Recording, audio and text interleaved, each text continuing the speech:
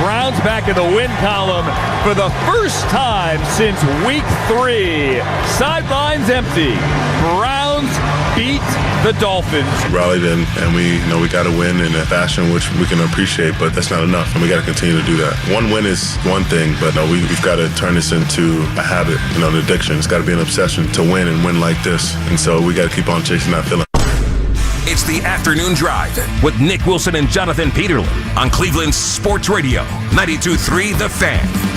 The show is back. Nick Wilson, Jonathan Peterlin. We are Afternoon Drive. Back with you today on a Browns Victory Monday. That opened courtesy of the University Hospitals Cleveland Browns Radio Network and Mac Robinson on the board. Yes. We've got Jake Murrin on the YouTube channel. As always, you guys can watch us on the old YouTube channel there for 92.3 The Fan. And, of course, producing, we got Jake Volnick on the 2020s here.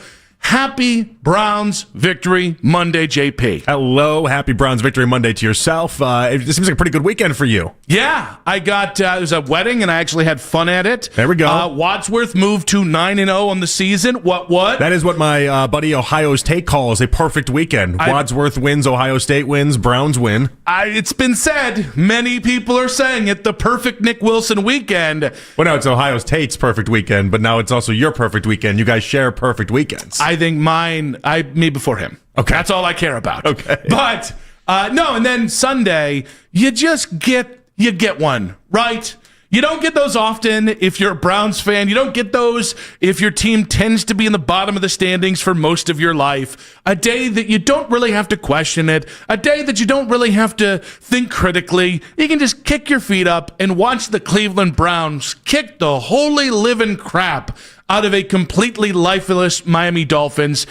God bless and hallelujah. I mean, you said lifeless. That's 100% truth. I didn't know you could play as bad of a... we watched 3 years of Deshaun Watson. I didn't know you could have as worse of a game as Tua had in that game. Tua with that 3 interceptions that came nowhere close. He couldn't move the football at all. He looked just awful. Who is more cooked in that locker room right now, Tua Tagovailoa or Mike McDaniel? Well, the thing about it is that Tua's got a salary that's going to keep him there for a long time. He's got paid, and he's got a lot of big dead cap money attached to himself.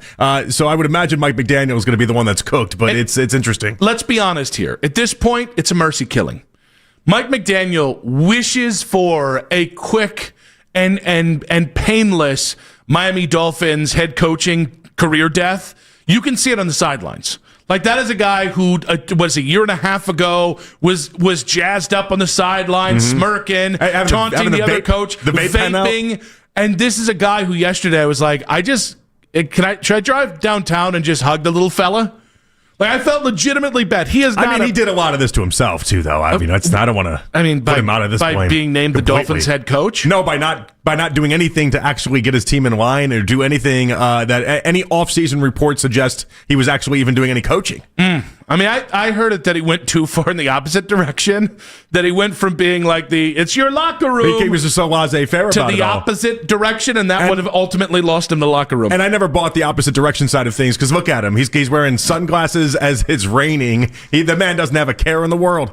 That man is so chill about life. Not anymore. Not anymore. Did you see him in the postgame? Well, he couldn't form a sentence, but he's never been able to form a sentence. Yeah. Well, listen, he's gifted in other ways. I saw so many Dolphins fans being like, no, this is just how he talks. As like the Dove Klymans of the world are like, whoa, Mike McDaniel can't even speak at the podium. He's that shook. They're like, no, this is just how he speaks. You have to judge him on the volume of his voice.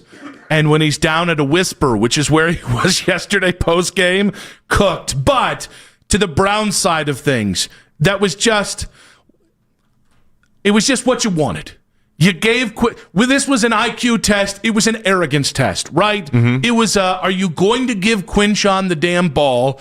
They did, and it was, is your defense going to be who your defense should be against that offense? And they were.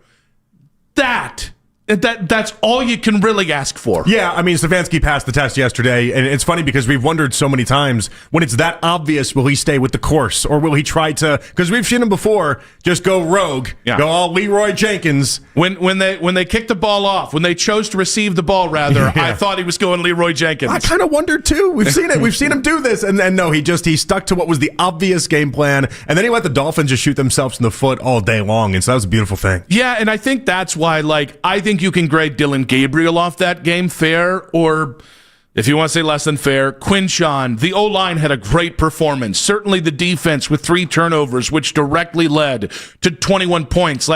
There's so much of that game that you can really grade the team and how they responded to a really rough week last week. And for that, we do say a genuine kudos, right? Mm-hmm. You could have been the lifeless team yesterday in miserable conditions with so much things that have fallen on you, with potential for infighting, with your head coach clearly. The rumors abound that he's not happy with the GM, all that stuff. You didn't. So they passed the test. Kevin, and I'm not trying to discredit Kevin. I'm just saying, he just got out of the way. There was no, there's nothing about what Kevin did yesterday that I was see? It was okay, you did run the ball, but, once you got ahead early in the game, he fell back on the easiest plan to win, which was run the ball, play good defense, and don't try and force it. I mean, I guess you get a single kudo for that. But the kudo is you didn't do something stupid. I'm very proud of you. Basically, yeah. You took the obvious play and you made it work. I mean, even within that, I was curious to find out if later in the game, if he was going to stay doing what he had been doing, or if he was going to veer off and have Dylan throw more. And he started to let him throw more. There was a whole hour of actual real live time where Quinshon had 2 carries. Mm-hmm. And it was all right, but he at that point he already was at 22. And then, you could tell they wanted to get him to 25, and then they were just going to put the stop sign up, and they did just that. But it was a well-executed game plan, and they got it done. Yeah, and I understand if you come away from that game thinking, hey, he had 200-plus yards on offense. I think that's a valid observation to make. Who cares? You won. Not just one, made it where the last 5 minutes of the game, people were falling asleep on the couch. Yeah, to the people who might look at that and go, wow, Miami they showed up with no pulse. Who cares? You won. That kind of game, when you win that convincingly, and it's just, I don't want to call it completely mistake-free football because it wasn't, but when you just go out there and receive the gift that is the desecrated husk of the Miami Dolphins, it doesn't have to mean anything more than that. Just enjoy the win, because those wins, and specifically that kind of win, kick your feet up, enjoy it, don't think twice. Those do not happen hardly at all in the NFL, let alone here in Cleveland. Well, the cool thing about this, and sometimes people might look at this as the bad thing about this, but for myself right here, the cool thing about this is that you've separated yourself from the absolute worst of the worst of the NFL. Mm-hmm. When you win a game like that, it shows that the next couple weeks, next 4 or 5 weeks, when you take on the Jets, when you take on the Raiders, when you take on those bad teams, the expectation should be a win. Now, the bad side of that is that you're going to end up with a 5, 6, 7 win season. Mm-hmm. You're not going to end up with the greatest draft picks. But at least at the forefront of this is that you're building together with a team that is much better than the absolute bottom of the barrel. Well, and here's the thing. The time's going to tell on how much one win changes things. But in the immediate today, here's how it changes it. They're not thinking about losing. That matters. That. It's so easy, and we get so big picture sometimes, and those are valid thoughts too, but we get so big picture about what does it all mean and style points and all this other stuff, and it's no, did you win? Because that weight of the way the previous couple games have gone is off them. Now, the way Myles Garrett said it in the open that you heard there, yep, now you're going to try and make it a habit, and that is much harder. But before you can win 3 games in a row, you can't win 3 games in a row in one game. You had to take care of yesterday's game, and yep, the Patriots are good. That's not a very coach speak of you, by the way. Can't win 3 games in a row with one game. That's for Coach Kev. You got to keep winning the one game at a time. That's for Coach Kev. It's funny. That's what he gets. In blowouts, why is it we all kind of just turn into coach speak? It's just kind of how it works. Because it's just good vibes. That's all it is. It's really is. You just end up turning into coach speak, and yeah, they played a great game. They won on all 3 phases. They won the turnover battle. You know what they did? You just turn into that. They married the run and the pass. And I've been saying for a while. You've been engaged. Well, with they were in counseling together, Yes. and it was we didn't know it was a rocky relationship, especially after last week. And we were hoping, could we even get like a common law wife with a run in the past? Could they enter a wants third? to be daddy. Kind of like it's one of the fetishes from the morning show. Can you bring a third into the relationship? That's true. And yet they married it.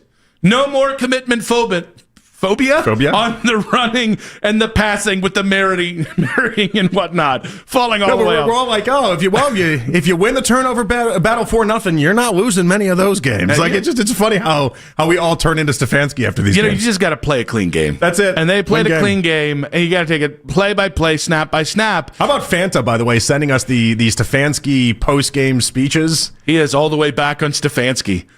I have never seen a man. You think that was like a look at what he did? I did. I don't know if you got the same text that I got from Fanta, but he said Stefanski gets better as the season goes on. Oh, no, I didn't get that one. I didn't get that right. one. Okay. We don't need that today, I know fella. this. I've been absent from Fanta text for a little bit, and that was that because that's not the game that you flex on Stefanski being a great coach again. That's not the game. No. Again, there are going to be those games.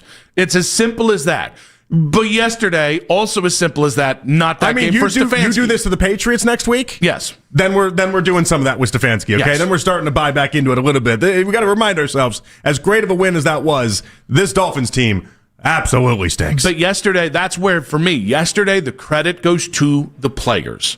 Everybody played well enough to win. The guy that you think had the crappiest game there played well enough to win. JT Levinson actually had a good game, too. Okay, he played well enough to win. He did. He had his Bubba best game. Matrone, his special teams unit. They played well enough to win. 216-474-0092. Got a huge Monday show for you guys right now. Quick hits coming up at 3:40, as we always do that 1 hour later on Mondays. We've got Daryl Ryder right before that at 3:20. We've got Nathan Zegura, Browns analyst, at 4:40 today, but want to hear from you guys today.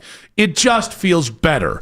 I don't give a damn what the style points look like. I don't give a darn whether they won by 20 points or whether they won by 1 point. The Browns won yesterday, so 216-474-0092. And Nick Wilson says, at J. Peterlin on social media. Social media reactions on X, powered by Scheiben Jewelers, Cleveland's premier jewelry store. And as always, watch along with the show here on the 92.3 The Fan YouTube channel, because Jonathan and I are matching today, or very close to it. Was not a plan. It was just a Monday. It's a Browns victory Monday.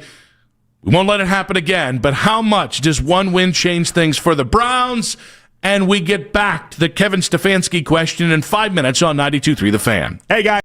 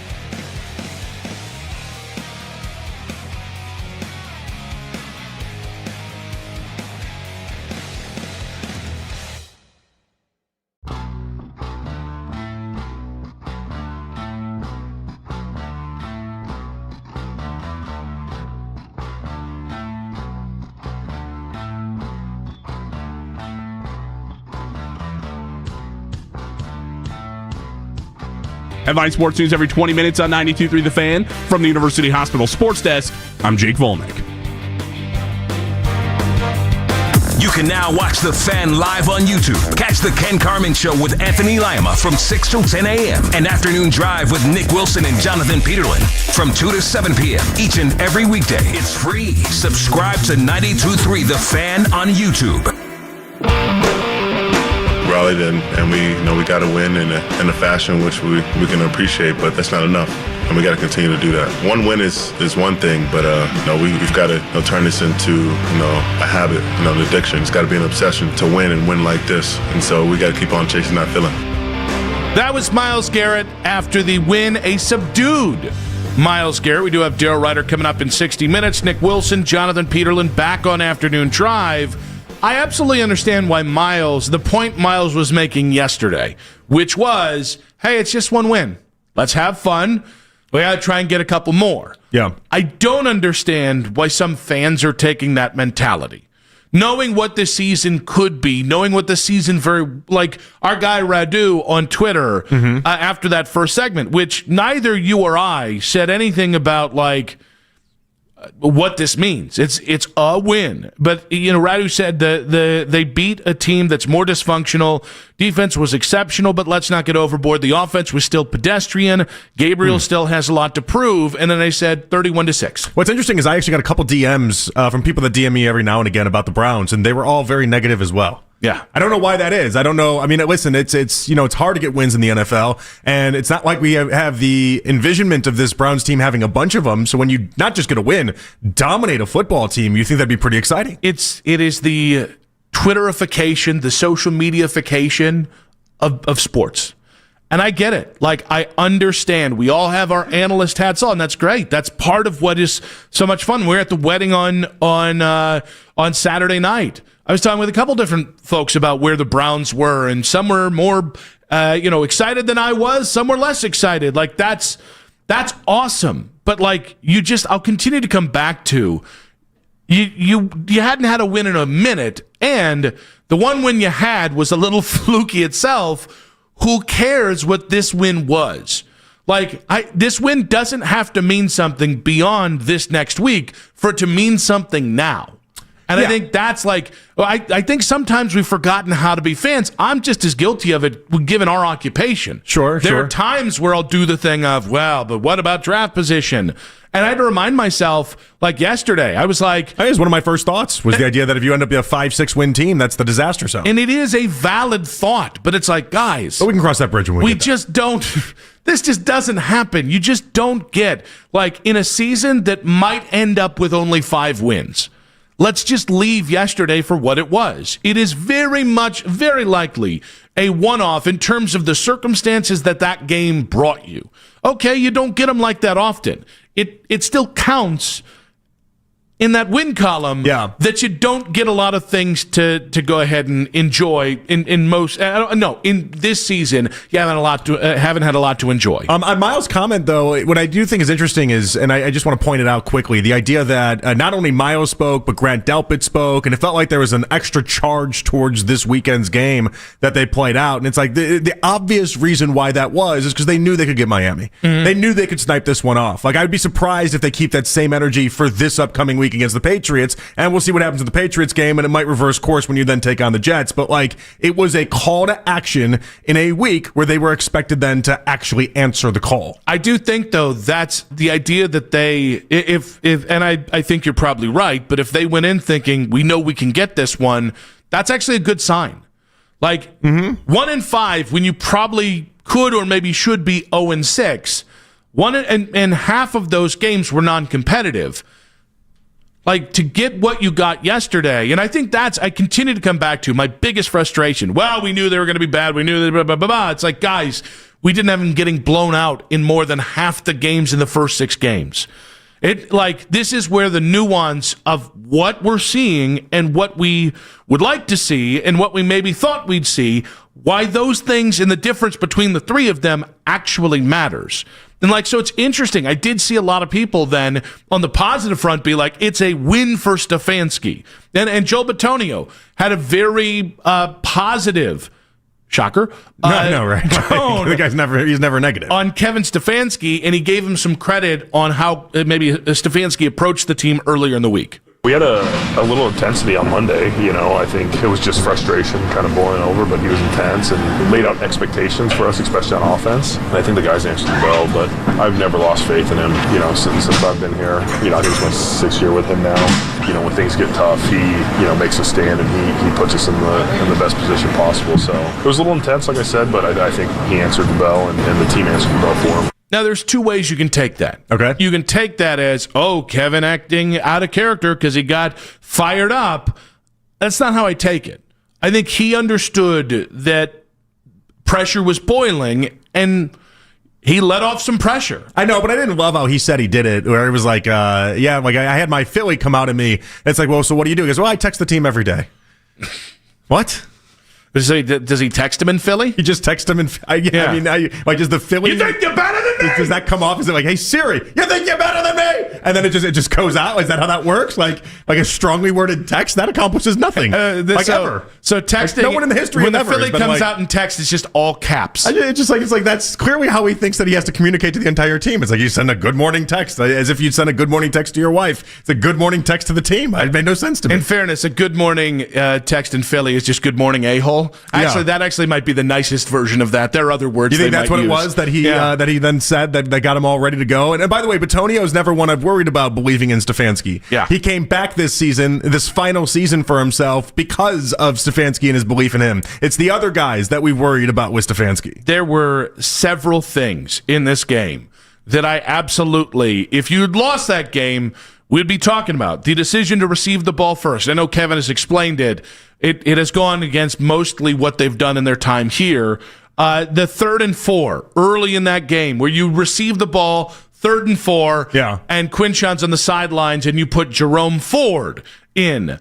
That would be another one. Yeah, you were angry about that earlier. So it was... by the way, Keith saying, and thank goodness here, I misinterpreted what he said. He said he didn't say that. He said he messages the team, meaning he delivers a message verbally to the team. I took that as a text message, so that's my mistake there. So all right, so he's got the verbal message, so that's where he gets to yell at him in Philly voice in real time.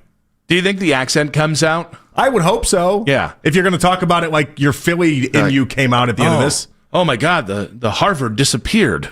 Or the Yale, Penn, right? Penn, yeah. I don't know. They're all those schools are the same. However, here's what, while I don't look at yesterday as a Kevin Stefanski win, it is going to be looked at, or should be looked at on some level, because the impact here is whether the game flow just allowed you to get out of your own way and just accept the game and accept the win as it was, which is what we should all be doing as fans. Every great rebuttal that you can have about why this won't matter 5 days from now, I will respond with 31-6. Because I don't get to say that often. But when it comes to Kevin, where I do think it matters is you're not going to have Grant Delpit this week. Even if he's not going to say it, he's not going to be thinking, hey, I don't remember what it's like to win.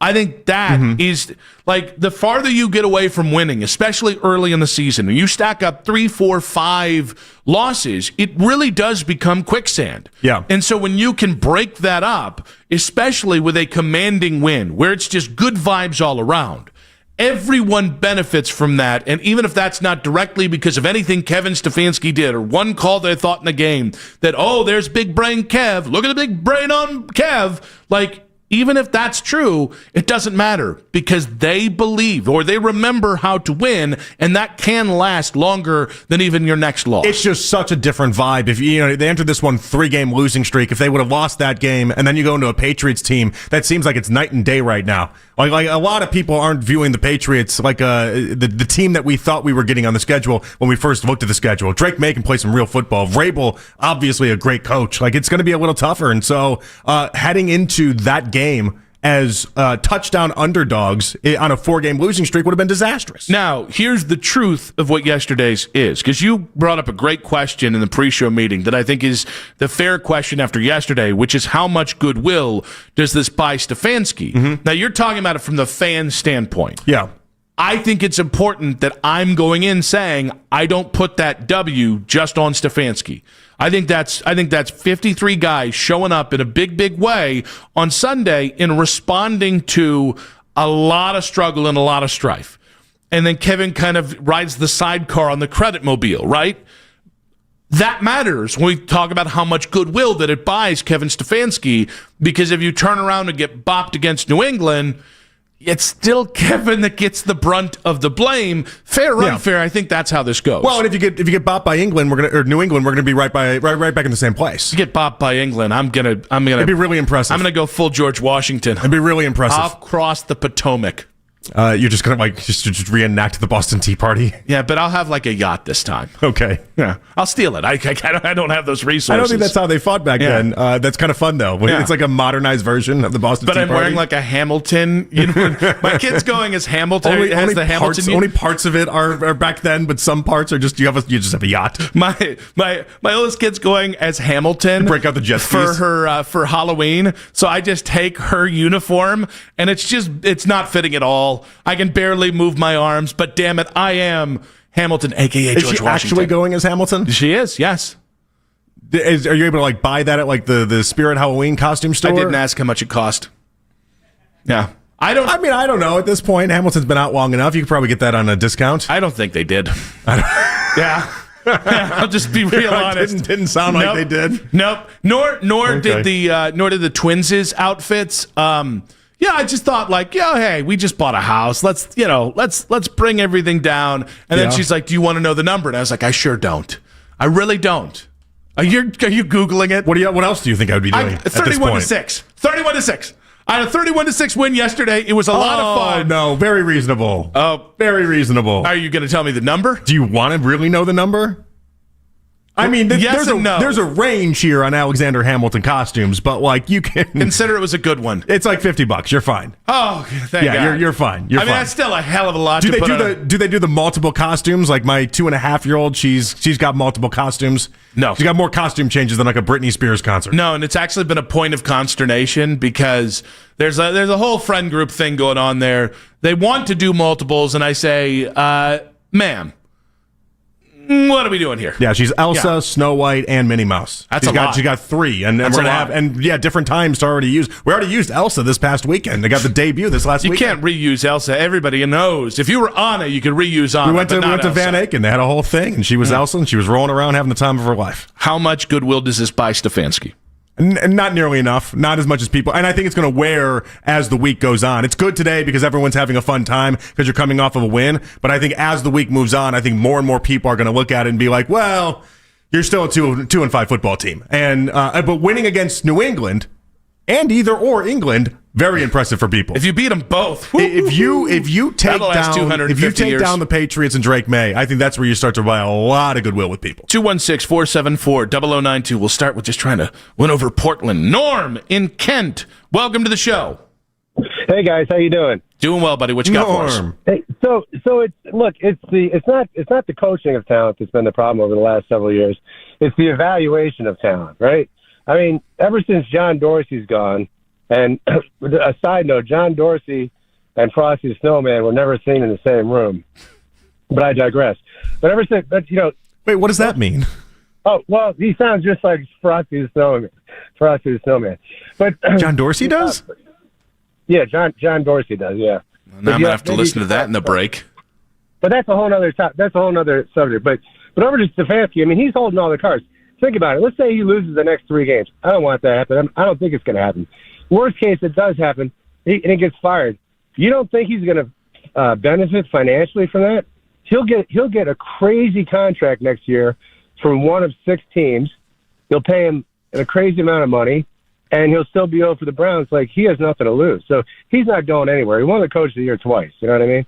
Norm, we appreciate you. I did hear, but once the Browns got up, I did hear, I think it was either Spiro or Adam Archuleta, who now that I know that his wife is from the area. Oh, he definitely did that intentionally. I feel really bad. I also felt bad. We are Midwest nice. That hurt right there. It did. You knew he'd heard us talk about him, and then he was going to just slide that in there. A lot of in-laws in the area. And Wife's from the area. He does a job, and we appreciate him accepting that paycheck. I actually thought he was better than Spiro this weekend.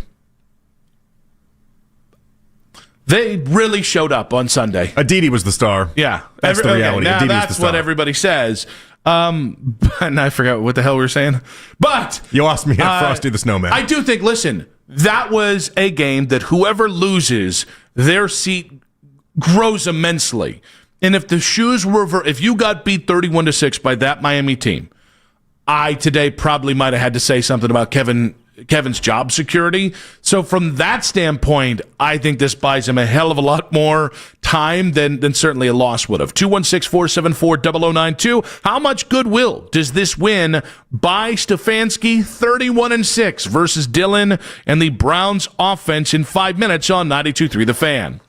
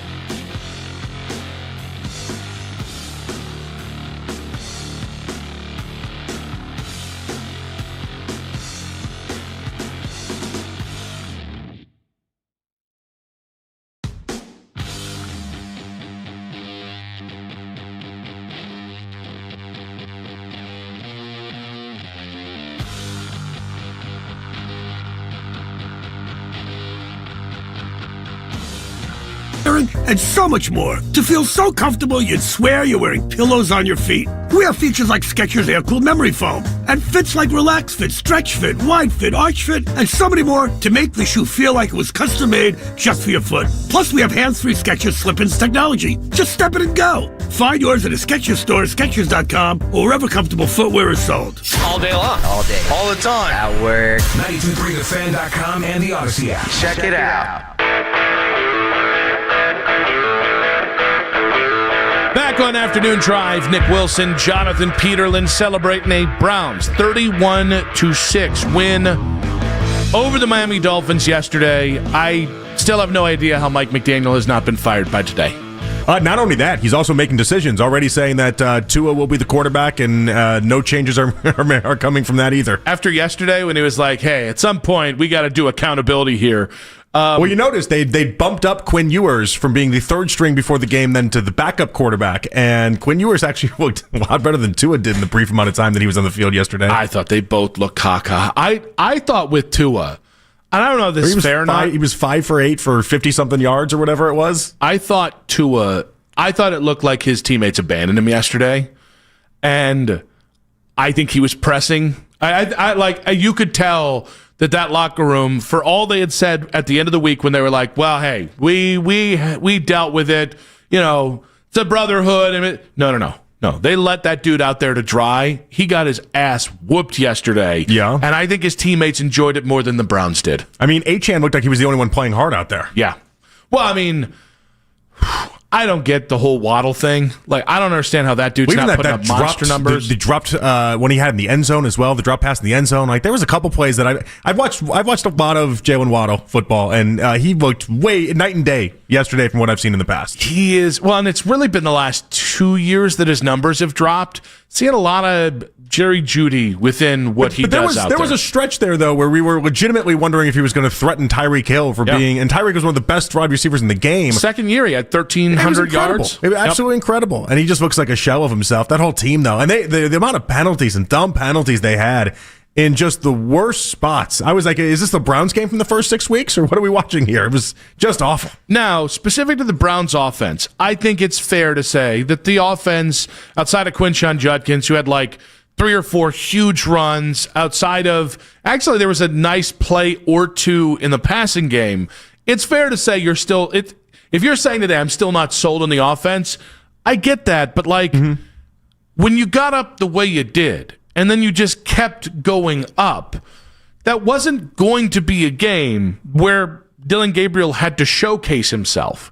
And I guess my thing is, I'd rather be sitting here judging Dillon Gabriel on less than 25 passing attempts in a game than we did a week ago, where it was 52 pass attempts, I think 58 dropbacks. Like, that's the situation where I feel more comfortable evaluating Dillon, even if I thought he was aggressively mid. He's a supporting actor. Yeah. And I don't know why it's so hard for people to acknowledge that. He's not the main character. He's the supporting actor, and what he does on the field isn't going to be the same impact of a top 10 quarterback or anything like that. And it doesn't have to be. Yeah. Well, and here's the other thing. I'm glad you said that. If you're watching Dillon and trying to grade him on can he be a franchise quarterback, he's already failed the test. All right? Because he doesn't have the things you need to be one of those guys. The question is, does he have the ability to start? And that still is. I started at a no. I'm still at a no. I think yesterday was some mix between his first game and his last game. He did. I mean, I don't know how the Dolphins DB whiffed on that interception that went to Jerry Jeudy, but he did. I can't give him an interception that was for where that. Archuleta was at his finest, by the way. Yeah. He called it careless. That was good broadcasting right there. Like in the moment where everyone looks like, oh, you threaded the needle. Looks like what a bang bang play that was. And he's like, no, that was careless football. That was good broadcasting, Adam. He did make a point. But no, I just it's funny. Well, no, because we're being positive. Yeah, the in-laws thing though. I thought we were trying to turn this around. Cleveland's own Adam Archuleta. Well, Cleveland's own. His wife is the one that's Cleveland's own. Yeah, we bagged one, guys. We bagged one. But no, I mean, I think it's fair to say through 3 games, I don't feel better about Dillon Gabriel. 1, this is where I have to do the generic defense, but it is 100% true. Guys, it's 3 games. right? Even the idea that we're going to grade two of these quarterbacks off relatively 13 games is an asinine idea in the first place, but we have to by virtue of what next year's stacking up to be, right? But like, yes, have I seen anything to dissuade me from thinking or changing my pre-draft analysis on Dylan Gabriel? Nope. But it's also okay to respond, it's 3 games. Well, but I also see something in having no turnovers in 3 games, despite the idea that it feels like he should have 10 interceptions in those 3 games. Having no turnovers and playing that type of game yesterday, it just matters to Stefanski. Like I went into yesterday thinking to myself, they're really going to do this thing where it's Joe Flacco for the first 4 games, then it's Dylan Gabriel for the next 4, and then Shedeur gets the next 4 after that, and we would just do 4-game increments. But after watching yesterday, that's what Stefanski wants to do. Like that's his bread and butter. And like what Dylan Gabriel's doing might not impress us from a top 10, top 15 quarterback standpoint, but it is impressive to Stefanski. And this is the type of stuff that's going to keep him at least with the starting job longer than I think a lot of fans think that he will. Maybe this is the way I'm thinking about it. I mean, he could have looked like Tua yesterday. Yeah, absolutely. And who knows, by the way, what that one interception, how that might change if the Dolphins defensive back actually caught it. Who knows how that might have changed the approach yesterday. But when it comes to him, I'm like, I think people are just doing what you and I did 6 months ago, where I put the floor on Dylan at about a backup in the NFL, and I put the ceiling about a backup in the NFL. I think that's where he is. I think that's who he is. Oh, he's better than what I saw in training camp. I think you'd agree with that as well. Yeah, he was unplayable in training camp. Unplayable. And, no, I mean, there's so many balls at the ground, it was just awful. And the first preseason game. Yeah, like there was a lot there. And listen, you watched all across the league yesterday. I mean, as good of a game as Bo Nix had one of the dumbest interceptions I've ever seen in my life. Jackson Dart, too. There were They went tit for tat on dumbass interceptions yesterday. There were so many and I think that's what the NFL constantly reminds you. And Tua is a great example of this yesterday, too, because all 3 of those were just awful plays and awful throws by Tua. And obviously, like the one with the soup can Campbell, that's a good play. That's good awareness. It's a good play. Pretty good game there. He did. He had a really nice game. Had a really nice game for himself. But there are so many easy ways to just look disastrous in the NFL at the quarterback spot. It's so easy to look embarrassing. And I'll say this, for 3 games, he himself has not been the thing that's been embarrassing. Supporting actor. There's nothing wrong with that. 2 weeks ago was embarrassing. That was a really awful game. Not all his fault. The one with the 58 passes? The Steelers game. Yeah. That, again, not his fault because of the situation he was put in. I don't even put that on him. He should have been picked off 6 times. I counted one by one after the other. There was a lot of should-be interceptions, but like Stefanski's not going to look at it that way either. You know what Stefanski's going to do. He's going to pull up the stats the way we pull them up and say, you show me the picks. You show me where he's been picked off. Now, what I'm waiting for, Nick, and this is the scary part about this, I'm waiting for a game where all those come to roost. I'm waiting for the game where you all play those, long enough. Yeah, all those should have been interceptions and could have been interceptions actually turn into interceptions, and we have him looking like Tua did yesterday. But to this point, like he looked much better than what I thought I saw, or than what I did see in training camp. And I'm not getting on Dylan Gabriel's bandwagon here. That's not happening. I still don't think he's a very good quarterback. But I at least can respect what he did yesterday. I feel like if we did like a label tracker and every week we put a different label on it, I just think across the Dylan side of things, it would just be a constant Excel row of just backup. The Vikings game was acceptable, right? Yep. And then the last week's game, I couldn't even judge because it wasn't really even his fault. 58 times dropping back. It was miserable awful. Offensive line, miserable wide receivers, the drops, the everything. He was bad. And then this last week he was back to acceptable. Like this was an acceptable performance by him. Are you winning a lot of games with this? No, but you need to win a lot of games with this. You beat the Dolphins. If we were in the morning show, I'd power rank his performances, and his debut would be number 1. Yesterday would be number 2, and then a week ago would be number 3. Oh, I would have yesterday as number 1. Yesterday was number 1. Even while because he didn't have to while throwing 7 passes to build up the 25-point lead. Yes, that's all you want from him. This is like I don't get why people get this as a bad thing. You want him to be away as often as much as you possibly can. He is not. I think what you're saying is meaner than what I'm saying. It might be. People aren't going to take it that way though, which is kind of funny to me. But but it might be. The heart of it might be in that somehow I come across as being nice to Dylan by saying you're a good supporting actor. You're a good, and those win awards too, Nick. Those wins award too. Yeah. 216-474-0092. Do you feel better about Dylan Gabriel after his third start? It's hard not to feel better about what happened in the Pittsburgh game, but the right opportunity at the right time will present itself with Shedeur Sanders. That's not what yesterday was. That's in 5 minutes on 92.3 The Fan. Hey, it's Nick Wilson.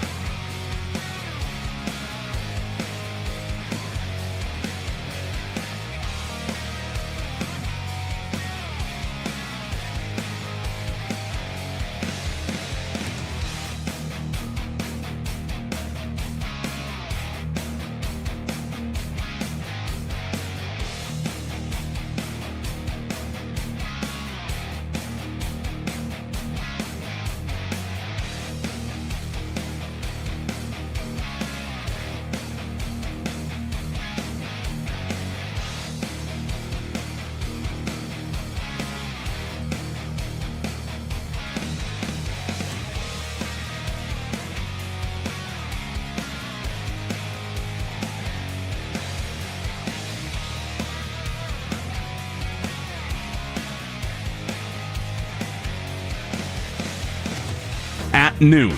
Want to catch highlights from The Fan from earlier today? Get over to 923thefan.com or favorite The Fan on the Odyssey app for all of today's headline segments. Headline sports news every 20 minutes on 923 The Fan. From the University Hospital Sports Desk, I'm Jake Volnick. Hear the point of view from the O-line. John Greco joins Ken Carman and Anthony Lima Tuesday morning at 8 a.m. Cleveland's Sports Radio, 92.3 The Fan. It's the 3 o'clock hour. I'm not wavering. I might be wavering. On Afternoon Drive. The Victory Monday Parade rolls on. Nick Wilson, Jonathan Peterlin with you. It is Afternoon Drive. Daryl Ryder coming up in just about 20 minutes there. We got quick hits coming up in 40. Sometimes I just, I'm not sure how to control my voice. It happens. It's an occupational hazard. A lot of it going around. Yeah, you want me to comment on that? No. Get out of here. Oh, no. I didn't know if you had anything to say. No, I don't. You had beautiful blue eyes looking at me. You. I didn't know if you had something to say there or not. Got nothing to add on that one. Frog in my throat. Nothing to add on that one. I thought, all right, so I don't understand. I think I've made this clear. I don't understand any other reaction to, that was a lot of fun yesterday. Okay. That's what I'm like. It's a little tough to do 5 hours today, other than way to go, Tyson Campbell. Good on you, Quinshon Judkins. Offensive line looked really good. Even the Quinshon thing is getting eviscerated now. Have you seen this? Yeah, is it because of the PFF numbers? Because I did see that they had. It's because of his yards per carry, and so his yards per carry 3.4, not a very high number. And then people are doing the thing that sometimes people do, where they're like, "Well, if you take the 46-yard run away, then he basically didn't run for anything." And it's like, guys, you were putting jumbo sets out there in order to try to get anything, and he was still getting knocked and going after point of contact. Like, it was incredible that he was able to get any yards yesterday. So I'm so glad you said this, because some Twitter thread was going back and forth about Quinshon's numbers. But what's interesting is somebody had commented about his yards after contact, and then they quoted Achane's yard, which was better, because Achane had a couple big plays after contact. And that's when I logged off Twitter yesterday. I was like, all right, we're missing the plot. You won 31-6. He had multiple touchdowns. I think his yards after contact ended up being in the 90s when he only had 86 total yards in general, which is, like, think about that for a second. That is an insane thing to have happen in an NFL game. And I saw the number with the jumbo sets where the Browns had 6 offensive linemen in. It was the most amount of times in any game in the NFL this season that you saw that many jumbo sets, and Quinshon did look good in those. That's what they had to do. They had to give him a chance out there. Like, if anything, we should just be rewarding what Quinshon was able to pull off. My goodness. But we got the bounce back Mason Graham game. The defensive line, Alex Wright, looks like a dude you better pay, and pay quickly. The defensive line across the board looked great. Carson Schlesinger had a phenomenal game. Did I mention Tyson Campbell looked really stinking good? And I think Greg Newsome only played 20 snaps yesterday for Jacksonville when they got waxed. So to me, it was like, I don't think there's a lot to gripe on, but because the offense didn't pass whatever test we're trying to get them to pass, I thought it was interesting that some fans and the Shedeur Sanders hive linked up to be upset that he was not put in garbage time, including this caller on, I believe this was Baskin and Phelps earlier today. Kyle in Cleveland, hello. Or hey, Ken, you're absolutely right. The only thing that could have went better yesterday was putting Shedeur in. That stadium would have erupted like we just clinched a first-round bye. And that could have put some life back into the season that we're all struggling to find reasons to watch every week, and that would have been one. So, Ken, you're absolutely right. That wouldn't have put life back in the season. What are you talking about?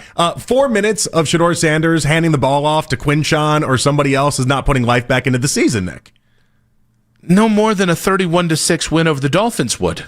I mean, how is that putting life back into the season? The game itself puts life back into the season, not Shedeur handing off passes for 5 minutes. I think it was the implication that somehow that would be better than like the crowd wasn't hyped up enough about winning 31-6. I wasn't there, so I don't know what the crowd was like. All I can tell you is, guys, if you were at that game yesterday and you weren't excited enough about that win,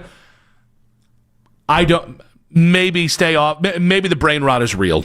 Like, I refuse to believe that the Browns fans, who I know have suffered through so much crap here recently, and certainly since before the little stretch of wins we've had with Stefanski, I refuse to believe that anyone was sitting there going, man, it's fine. It's okay. I understand that it happens after the game, once you get distance from the game, but during the game, I would just be doing shots and chugging beers and downing dogs. I would just be having the time of my life there, like I'm Sergio Dip. Sergio Dip, he continues to have the time of his life. That's a reference I think 4 people got, but I'm one of them, so I appreciate you. Target demo right there. Jimmy Haslam on the sidelines was really funny because he was surrounded by it was multiple Shedeur Sanders jerseys, and I just thought that image was funny. The idea of him sitting there as the team is finishing off this win, and he's got the Sanders jerseys all around him, but it's like this is not what Stefanski wants to do, guys. Is it bad? I assumed those were Haslam family members. Because I think he's got grandkids around that age. That's who I thought it was. The skin color took me away from that thought process. But I might be wrong. I didn't see anyone of. I wouldn't bail out of this real quick. I know. I know. I'm looking back. I don't see skin color. Maybe so that's all it is. Maybe I don't know. You tell me. I just saw Shedeur Sanders jerseys. That's all I saw. I definitely saw those. Well, I saw more than Shedeur Sanders jerseys. Clearly, I saw more than just. Yeah, let's clip this video, Keith. This is a good one so far. Now, hey, we're having fun. Now, I think. If Dylan had thrown for 300 yards and you were up 31-6, it would be different. Dylan got you a win. Dylan played turnover-free football, even though there was that almost turnover, to put Shedeur in at the end of that game. I think could have been disastrous for Dylan, who I think is still trying to build his confidence. I just don't think you do that right now. There's going to be a time and there's going to be a place. I don't think that's the right time and place to put Shedeur into a game. It made sense to me why Miami put Quinn Ewers in, for instance. That made sense to me. It didn't make sense to me to see Shedeur in that moment. And I want to see Shedeur play, I really do. But even in that setting, is that the setting I really want to see Shedeur make his debut in? You get garbage time in a game that's a blowout, so you get to do what? While it's rainy and it's temperatures, a wind of 35 to 40 miles per hour.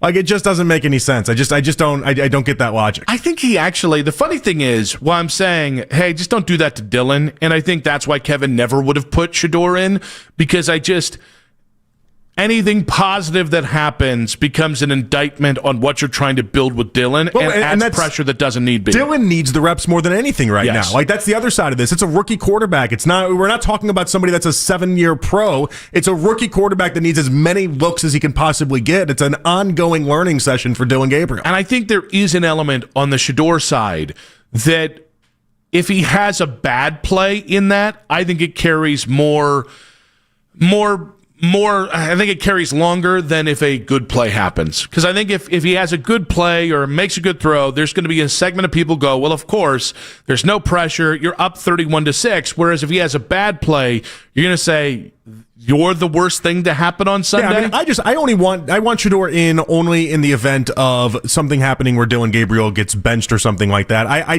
don't want him in garbage time, and especially in a situation right now where it seems like Dylan's going to have, with this win, what's he got, another 3-week leash built up? If we keep extending this with Dylan Gabriel, if he plays poorly against New England, he's not getting benched. Every win you get extends that just a little bit further. I also think, I'm going to try and keep the same rule for Dylan going in garbage time that we had I'm going to keep the same rule that we had when Dylan went in for Shedeur, which is, all right, the Baltimore Ravens just blew the doors off you. We don't want to endanger the quarterback.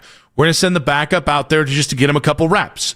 And then that's the scenario where, and because the negative inertia is so significant, negative is expected, and anything positive happens is, much like Dylan's touchdown against Baltimore, hey, that was a really nice play. He was efficient. He did what you needed to do. Well, so I guess I would want to know, was the touchdown that Dylan had against Baltimore, was that enough for Stefanski to then evaluate and say, this is why we need to get Joe Flacco out of here after 4 games? I'm trying to think. What was it after the 3rd game where there were talks potentially about benching Joe Flacco, or was that after the Baltimore game? It was after the Baltimore game. Then yes.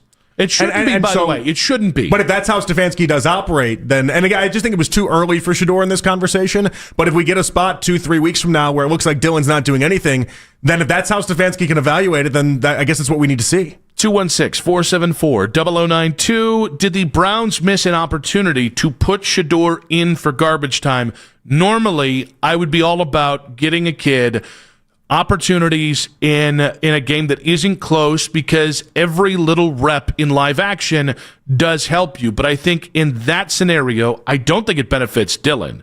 And I don't think it benefits Shedeur unless he has some 50-yard pass on a dime, and even then, it complicates the first part with Dylan. Yeah, here's how it helps to look at the situation as of right now. Stefanski really thinks, if you just go through this lens, Stefanski thinks Dylan Gabriel is the quarterback for the rest of the season.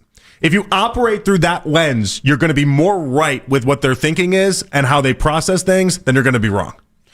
Chip, our guy on Facebook message saying, also, I'd rather have Sanders get the yips out when it doesn't matter.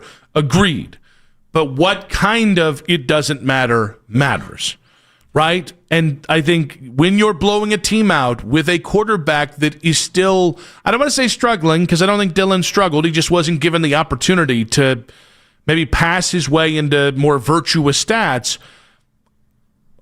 And I think it's, you're saying it perfectly. It's early to get those reps. I don't think we're to the need. I don't think he needs to get the yips out just yet at the expense of your actual starting quarterback. And that's it. Again, just look at it as if the Browns think that Dylan Gabriel is the starter for until the end of season. And I promise you, Shedeur fans, the worldview of the Browns, it still might not make a lot of sense to people, but their thinking and their processing, I think you'll understand a little bit more from where Stefanski continues to make his decisions from, even if you disagree. Did the Browns miss an opportunity to put Shedeur in for garbage time during the Browns' 31-6 win over the Miami Dolphins yesterday? 216-474-0092. At Nick Wilson says, at J. Peterlin on social media. We'll ask that of Daryl Ryder. We'll also ask, how much does one win matter? And that win specifically matter for the Browns and Kevin Stefanski in 5 minutes on 92.3 The Fan.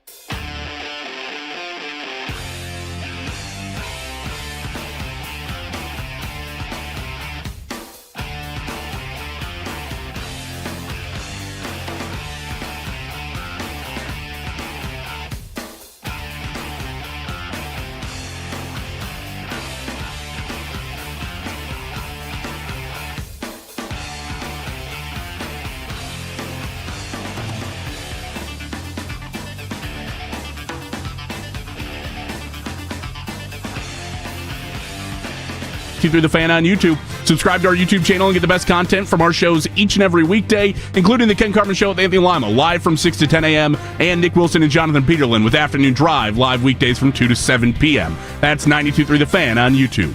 Headline sports news every 20 minutes on 92.3 The Fan. From the University Hospital Sports Desk, I'm Jake Volnick. Listen to 92.3 The Fan on the Odyssey, iHeartRadio, and TuneIn app.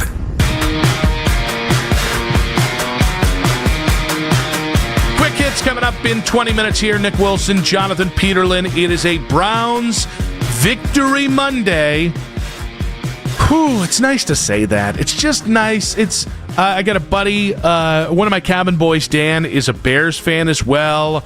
So on the cabin thread today, it's like, isn't it just nice? They're on a 3-game winning streak themselves, the Bears. And we got the Browns, Bears getting wins here. Everybody in the cabin country is happy.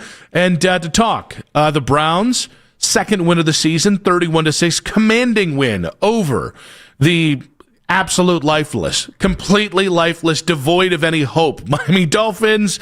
We welcome on Daryl Ryder, brought to you by Scheiben Jewelers, Cleveland's premier jewelry store. Daryl, welcome to the show.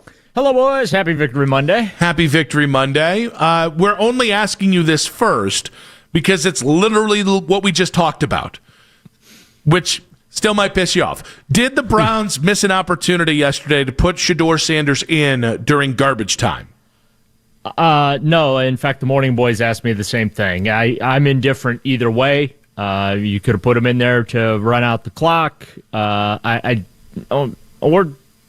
let Dillon Gabriel finish off his first NFL win. So I'm indifferent. I don't necessarily think it was all that important. And I think we're going to see Shedeur Sanders here in a couple weeks anyway. Oh, really? Why is that? Well, because, they're going to want to take a look at this kid at some point. So it just stands to reason that before the season is over, they're going to give him a chunk of games to play, and so that they can make an evaluation as far as where he's at, and probably the old blanket evaluation of, do we have a franchise quarterback in our building, or do we have to spend one or both or more first-round draft picks to position themselves to go ahead and draft a quarterback next April. What does Dillon have to do to make sure that doesn't happen, or is that not even possible?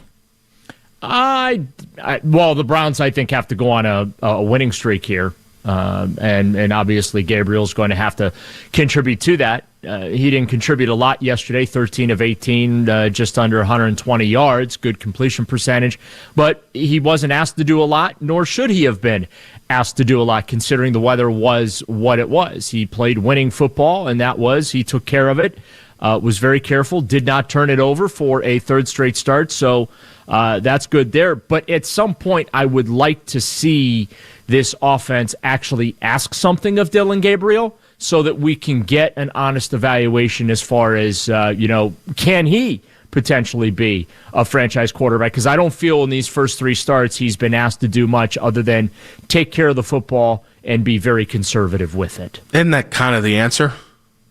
Well, it is when you win. It isn't when you're not winning, and they're 1-2 with him starting games. Well, but what I mean is, if they don't ask him to do much, and the basis is just don't turn the ball over, at some point, if you just keep doing that, that's the answer. That's right. Like if you do that for 7 games, well, then you just don't think he can do the other things that you would want him to do to be the starter. Yeah. Mm-hmm. Yeah. Okay, I misunderstood you. Yeah, absolutely. Because that means you just don't fully trust him. I think that's what you're getting at, Nick. I'm not trying to put words in your mouth, but that's what it sounds like to me. And right now, I don't know that the Browns and Kevin Stefanski completely trust Dillon Gabriel, and that's something he's going to have to earn as these weeks go by here. And another challenge comes up for him this coming weekend against Mike Vrabel, who was here last year as a consultant, and the New England Patriots, who find themselves 5-2 and competing for the AFC East.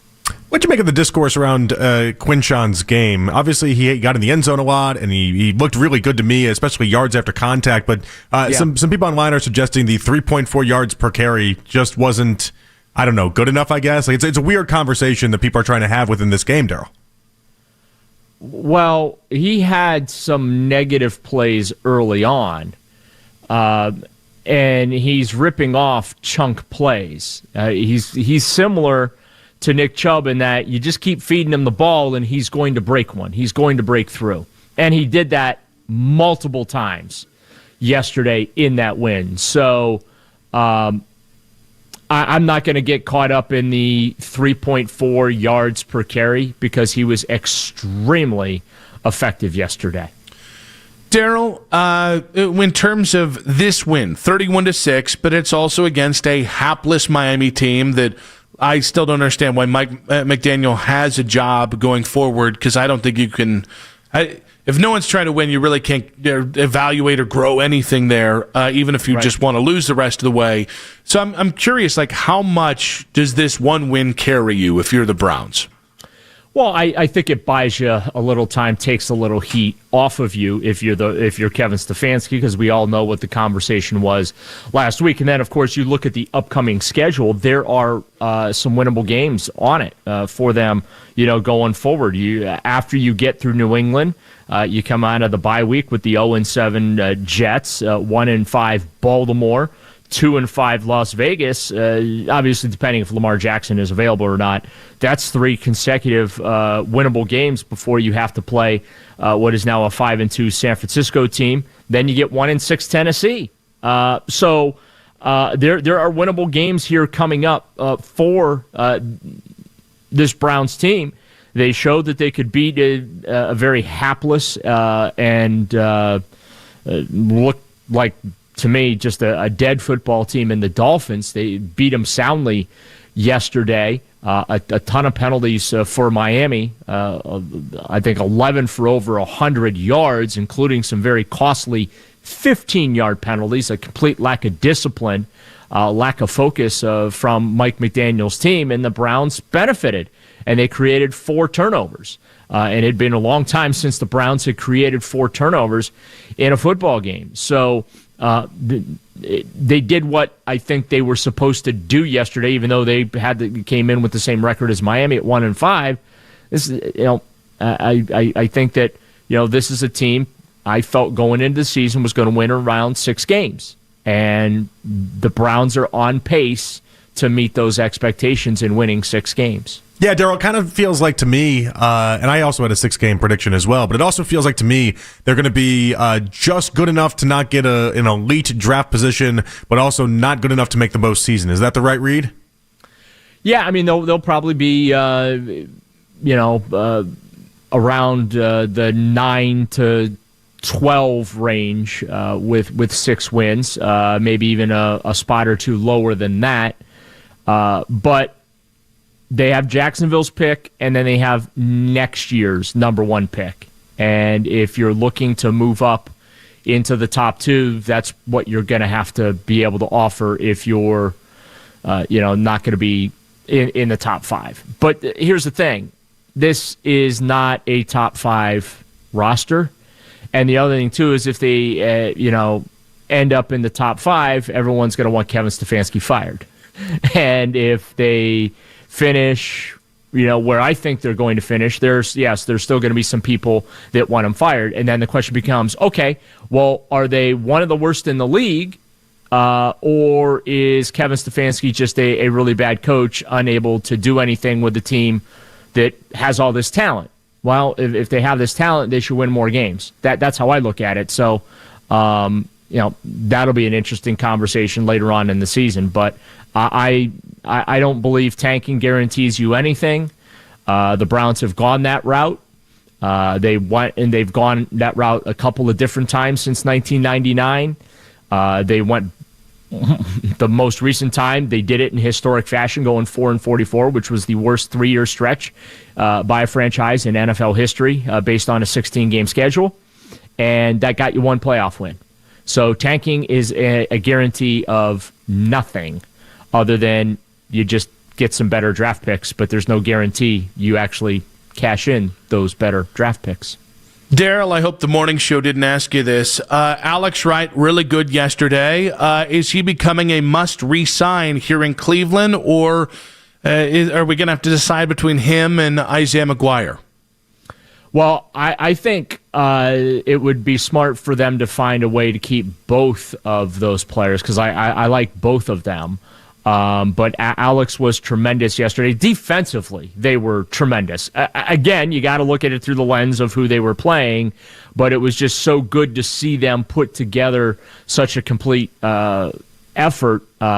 Give Jim Schwartz credit. They went from a more man-to-man type of coverage scheme. They went to zone, mostly zone yesterday. That paid off extremely well for them. But look, I mean, you've been looking for external options for a few years to find help up front for Myles Garrett, and it's becoming clear to me that you've got that help in your building. So I'd like the Browns to keep both of those guys and maintain a little depth there instead of having to do what they did in recent years and going out and trying to find the next Jadeveon Clowney or whatnot, where you're or Obo Okoronkwo, right? You're trying to find those bookends. So I'd like to see them retain their own talent. Yeah, Daryl, I like that you mentioned the zone coverage because I think it's very interesting with Schwartz. They've played zone on 33 of the Dolphins' 36 dropbacks. It's also the highest amount of zone coverage that Schwartz has used in his entire Browns tenure, and it was just a little bit of a different look. And it's odd, too, because even, some of the blitzing numbers are actually low, but if you watch the game, you're like, it felt like they were blitzing more than ever, even if they were disguising it in certain ways. It was just an interesting and different game plan from Schwartz. Yeah, it was brilliant. It really was. And the defense obviously executed it nearly flawlessly as well. So I think that's why Kevin Stefanski not only gave Jim Schwartz the game ball in the locker room, but he said the entire defense gets a game ball because up front, they got the requisite pressure. I thought Carson Schlesinger was phenomenal, working sideline to sideline. PFF hated him this week, Daryl. Well, I whatever. I know what I saw with my two eyes, okay? I thought he was fantastic. And then, again, the secondary. And we got J.J. Watt here. I love this. Yeah. Go after PFF. I love it. Yeah. I mean, how about Tyson Campbell yesterday? Not a single catch. He saved a touchdown or two, had a pick six. I mean, what a tremendous pickup that was for Andrew Berry and the way he just in 2 games has been able to make his presence known. So I'm really excited to watch him in the coming weeks and years in this secondary. I actually just got word back from PFF. They were very dismissive of you and your eyes. Yeah, they actually apologized. Trevor Sikkema, you just got on the line with him. Look, they do great work at PFF. I look at their stuff all the time, but sometimes the data points don't match the film. Yeah, they had Schlesinger as the second lowest graded defender for the Browns, a 54.9 grade, only trailing Trey Avery. They did not love what he put out there yesterday. Your response? I think I gave my response. I thought Carson played a very good football game yesterday. Take that, PFF. Yeah. Daryl Ryder says, bleep PFF. We're going to send that one out. That's the headline I heard. Daryl. I most certainly did not say that. Well, Daryl, you're a bowl full of sugar here on a Browns Victory Monday. We appreciate you. You bet, guys. Have a great week. There's Daryl Ryder there, brought to you by Scheiben Jewelers, Cleveland's premier jewelry store. We'll have more on the Browns. Big win over Miami, but quick hits in 5 minutes on 92.3 The Fan.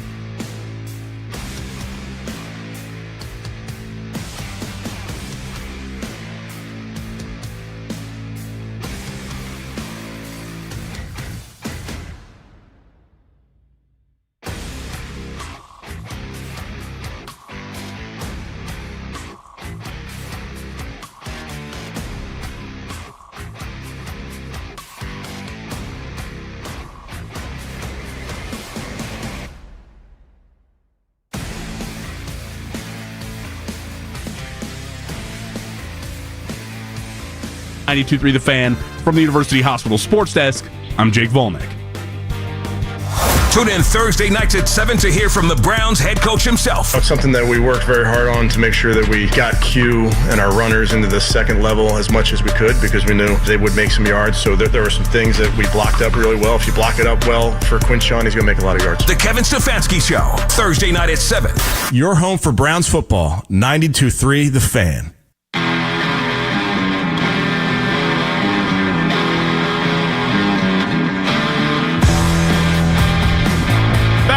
Afternoon Drive. Nick Wilson, Jonathan Peterlin, Nathan Zegura coming up in 1 hour's time. We'll talk about the Browns' win over the Dolphins, but usually we do this throughout the week at 2:40, but on Monday we push it to 3:40 with all the Browns reaction. Let's get to quick hits. From the latest news and rumors around the sports world Angel!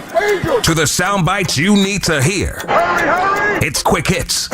Well, JP, the Giants blew a 18-point lead with 6 minutes to go as Denver hit a walk-off field goal to win 33-32 yesterday. Jackson Dart had a late-game interception that allowed that loss along there, and he was despondent after the game. My feet got a little stuck in the ground.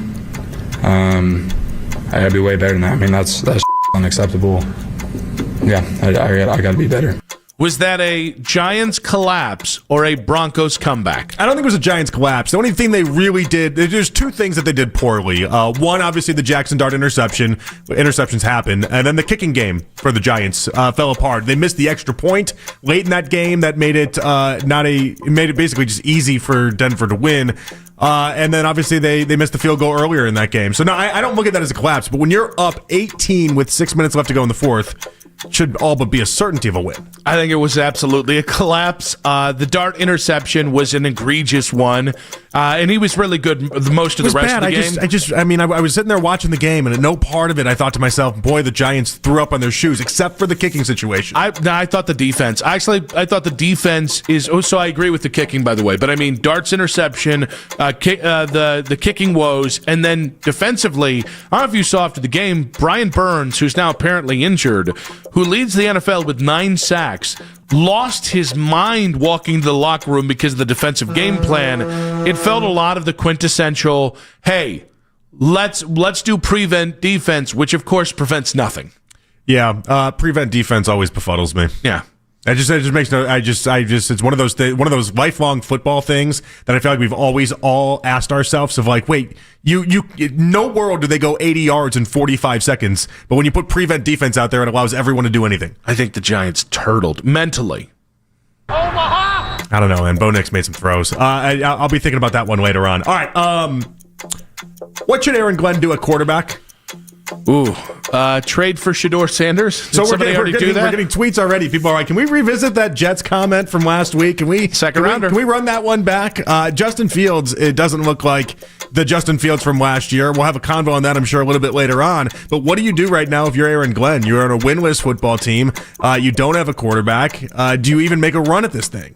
Yeah, I think you have to. Because you go 1-16, you should be fired. Mm-hmm. Like, if you go 1-16 and you're trying to win and you're decidedly worse than last year with all the nonsense that went on, you deserve to get fired. I think Aaron Glenn has to understand what knucklehead of an owner he has. And also, even if you were tanking, this doesn't seem to be the year to tank either.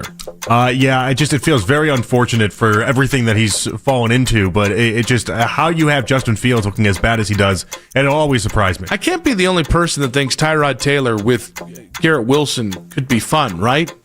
I know Tyrod's a limited quarterback, but, I mean, Tyrod before Josh Allen, Tyrod actually stabilized Buffalo. They were like a 500 team with Tyrod before McDermott and Josh Allen got there. It's got to be better than Justin, who looks just completely lost in this system. It's amazing to think that this Jets team is the same team that ended on a last-second field goal by the Steelers back in Week 1, but they've gotten run through. Remember, they're the only team that the Dolphins have beat this year as well. Like they're next level bad. Went to a great wedding this weekend. Congrats, Beth and Kevin. Great stuff there. I want to stress. Beth and Kevin. I have cousins that are named Beth and Kevin that are married. I mean, like, obviously the cousin of mine is Beth, and then she married a guy named Kevin. And that's how I got to clarify for a second there, the way that we said that. Right. But yeah. Beth and Kevin. I want to stress it was an awesome wedding. We did get home at 2 a.m., which reminded me, my late limit is before 2 a.m., because I was useless yesterday. What is your late night limit? Like to actually get home, or you mean like if I'm just staying up on any given night to just kind of hang out? Like to be out at a wedding, at a party, at a whatever. Probably midnight. To then be a useful human being the next day. Probably midnight. I don't stay out past midnight at this point. I don't know what would keep me out past midnight at this point. I did not get drunk, and yet I was hungover. Yeah, I hate that I'm this way now, but I feel like I'd get really mad at 2 o'clock. So, like 2 o'clock would not do well with me. I was very excited because after the wedding, we all went to a haunted house, which is part of the plan. Yeah, and I got one haunted house that Vanessa was like, "I think I'm done with this." Wait, so if you had gone to more than just one, you would have been out till like 4 in the morning? I think after 2, I could have been out till 4, and I think it would have just felt just as crappy the next day. Props to Beth and Kevin for having like an all day extravaganza though. I mean, they keep you guys entertained for that many hours because it started at like 2, right? When a wedding, it's insane. Sorry, we got ready at 2, but it started a little late after that. Okay, but you understand when a wedding goes bad, there's nothing. When it's just like a boring wedding, and no, it was like a Halloween kind of inspired wedding. They did everything in like the right order, like everything, like every little first dance right out of the gate, right? Cut the cake right out of the gate. Right? This, that, and the other. Not a lot of DJ talking either. It was the vibe. We even got sat with the right people. Good. And the booze was good as well. This is perfect. Was it like top shelf? What are we talking about here? I'm going to say this one here. How was the Beth booze and Kevin. Yeah. It was a perfect wedding. How was the booze any better than, what was the booze situation? They had a couple fun, themed cocktails. Yeah. I don't remember what they were, but I drank them all. And like at my wedding, it was called a John Haddon. It was my version of Manhattan. Oh, okay. You do little things like that. Yeah, that's fun. I mean, it wasn't that egotistical, but no, they were really good. That's what you're supposed to do. You're supposed to do that. The bride is supposed to have a drink, and the groom is supposed to have a drink. What was? I think it was called an Elise Teeny. And it was her spin on an appletini. Okay, that's like the theme. That's what you're supposed to do at weddings. I did not know that. Oh, it's a whole part of the whole ordeal, like coming up with that. And then the wedding planner too is like she's like, all right, so you go step by step with everything. That's one of the steps. It's like what's your drink gonna be, and then you gotta figure out too. You gotta balance it. Because like mine just got people hammered, but then Elise's had to be a little on the softer side so that it wasn't just a complete bleep show. So we had a wedding coordinator and she was awful, and she skipped that step. That's unfortunate. That should have been it. Had I known this, I would have been like, whoa, whatever your name was that I've clearly forgotten. Where's that step? And they'd be like, get to stepping. That's what I would have said. Step, exactly right. All right. Should the Vikings have re-signed Sam Darnold is the question that ESPN was posing today. And they go into a whole ordeal about Darnold in Seattle, ranks 3rd in QBR, passer rating, and passing yards entering Sunday's games, while the Vikings have made 6 trips to the end zone against the Eagles, came away with 1 touchdown, 5 field goals, and it seems like it's going pretty disastrous, all things considered, for Kevin O'Connell and company. Do they regret their decision to give the reins to J.J. McCarthy and not give any contract to Sam Darnold, who looks pretty awesome right now? I think their defense stinks, which isn't helping anything. So that would be, I think that's why they're 3-3. When I say stinks, it's just not what they were last year. No, it's we've only seen J.J. McCarthy have 2 starts. Like, I don't know. It feels like 3 starts ago we were saying that Kevin O'Connell can turn any quarterback into something interesting. Yeah. I don't think that narrative should have changed when JJ hasn't played a game since then. So that's the funny thing to me is how even in this piece they acknowledge the idea that before the season everyone's just like, well, Kevin O'Connell's a quarterback genius.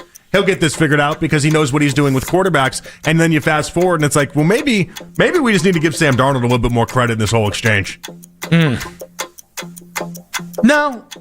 Yes? No? I don't know. I think so. I think Sam Darnold deserves more credit because if it was truly Kevin O'Connell, then Sam Darnold would have gone off and he would have just been stinking up the joint in Seattle, and he's far from it. No, but I think Kevin O'Connell built him up to where he could be a functional quarterback in the NFL because I can tell you. And I agree with that. Like Sam when he in was Carolina Ghosts, was something was broke with him. But that was still in New York. He was fully broken in Carolina. Well, but people thought he was broke the last 2 games of last year then, when it was the final week of the season and then the actual playoff game where it looked like he was just all disorientated and didn't know what he was doing. And now he's back in Seattle, or now he's in Seattle and he's playing good football. One of my partners, who was a little bit older than me, used to say, man, he's Cali cool. And I was like, yeah, but he's Carolina crap. Was that Stan? It was Stan, yeah. Stan was like the coolest dude, and then he'd say stuff like, he's Cali cool. And I'd be like, you're kind of a boomer. You should stop that. The Florida Gators need a new head coach after firing Billy Napier after 3.5 seasons. What is the better opening, Penn State or Florida? Florida. Yeah, I think Florida's been obviously rough as of late, but Florida's highs are highs. Florida's highs are Urban Meyer winning a national title. Whereas I thought Florida highs were what we call all their players. Well, wait, let me rope this in here. This is RG3 on the Dan Patrick Show about who should be the head coach at Florida. Listen to this. You look at Florida, for example. I've said this for years now. I think they should hire Tim Tebow. If Tim Tebow goes into any home in Florida, you're telling me that those parents aren't saying, yep, sign me up, I'm coming. I'm not saying Tebow would take the job. I'm great friends with Tim. But if I'm Florida, I'm trying to do that because you need that level of exposure now. Have you asked him about the Florida job? I have. His response is, he's not chasing that. But if it came on his doorstep, how about Tebow to Florida? Hate everything about that. Oh, no, come on. This requires a Billy Madison type Deion response. Sanders level of we just throw anyone into this position and let's just see how it goes. Except Deion went to a lower level of college football and worked his way back there. But what this is you saying Joe Thomas should go coach Wisconsin. This is totally a cousin different. Of that. This is the same thing. Nope. Which, by the way, I don't know if you saw or not. You said Joe Thomas to Wisconsin on Friday, and then Ken tweeted out on Saturday, how about Joe Thomas to Wisconsin? Interesting. Now, I don't know if you saw that or not. Now, did Daryl get asked that by Ken, or I just want to make sure. Yeah, I don't know. We have to ask Daryl. Should we give Daryl a list of questions before he appears, and maybe to make sure we didn't double up on questions, and maybe some Midol for next time? Okay, that was too far. Your friend. That was too far. That's your friend, right? And that's why I can say it. Time because he pissed me off today. With love. Dylan Gabriel continued to whelm on Sunday. What does it all mean? In 5 minutes on 92.3 The Fan.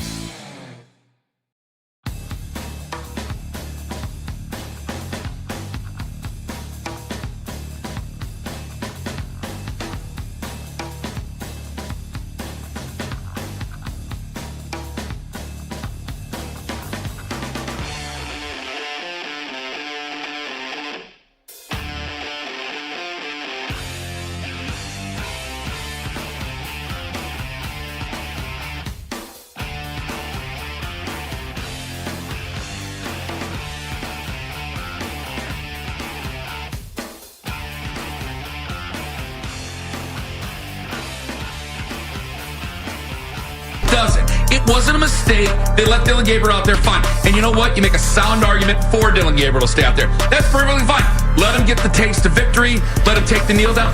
That's perfectly fine and good. But I don't understand. Oh my God, the world's coming to an end if he just calls a play and hands the ball off. The Ken Carman Show with Anthony Lima. Weekday mornings starting at 6 a.m. We are Sports Radio 92.3 The Fan. It's the 4 o'clock hour on Afternoon Drive. Daddy's back. Nick and JP back on Afternoon Drive, talking about the Browns, let's say latest win, 31-6 this weekend. We've obviously had a lot of conversations here. Nathan Zegura is going to be joining us in about 40 minutes, and we will get back to the conversation of what does this kind of win do for a team that started the season at 1-5. And we'll also ask him about what he saw out of the O-line, what he saw out of Dylan Gabriel. But I thought it was interesting. You have said that you thought yesterday was Dylan Gabriel's best game. I thought it was his second best game. We're not putting like a high bar on either one of these, by the way. No. I thought you saying it was his best game was a high bar, but I'm telling you, we're not doing that because that's not really what it is. I'm glad you cleared it up. We could do the same superlatives we did 2 weeks ago with adequate, acceptable, fine, however you want to say, but it just what I won't do that we did a week ago. After the Pittsburgh game where they had him drop back 58 times, it was like, I don't know what you can really learn from that game in that scenario. And it felt like Kevin Stefanski failed Dylan Gabriel.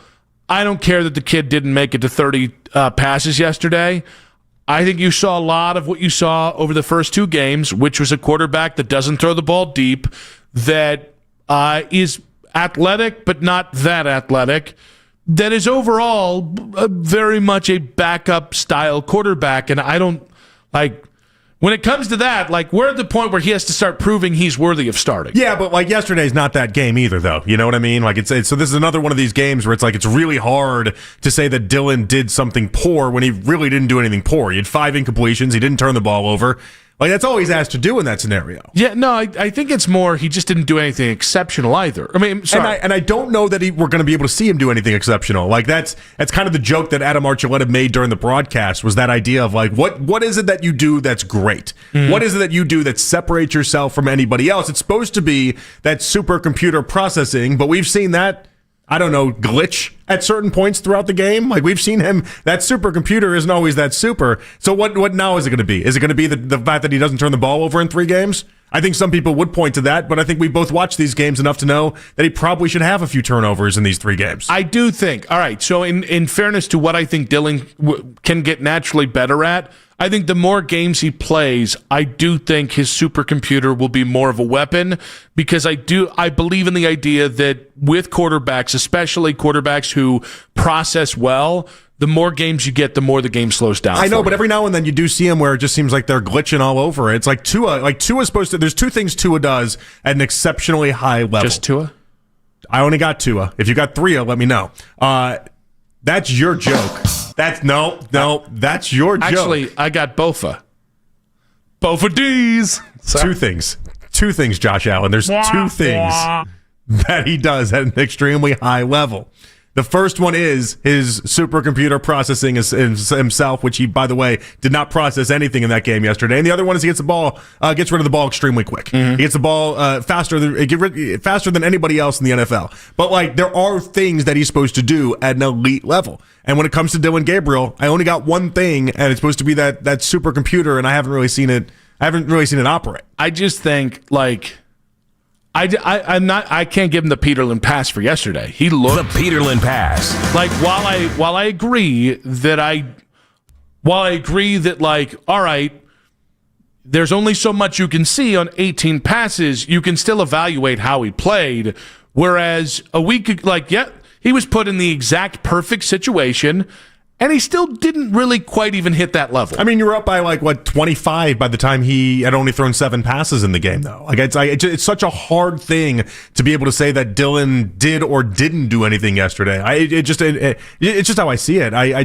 this isn't the one for me. Yeah, but how many games are we going to be able to discount for a quarterback who is a check down Charlie himself? Well, that's how we might end up in a situation where like 3, 4, 5 weeks from now, we're still making some of these same type of claims when it comes to how poor the offensive line is, how poor the wide receivers are, and you end up in this cycle. And at some point, in order to break the cycle, Stefanski's got to say, I need to see a higher ceiling. I need to see Shedeur, I need to see whoever break through and be able to actually be the reason why we put points up on the board. Because you can make no mistake about it. He was not the reason why you put points up on the board yesterday. Yeah, but I think through 3 weeks, if you haven't seen growth, and you haven't, like I put this second to Pittsburgh, and in fairness, it's because Pittsburgh was so bad, nothing within reason could top that bad. I think if you continue to go another 2 or 3 weeks down the road and you're not seeing progression, that is your answer.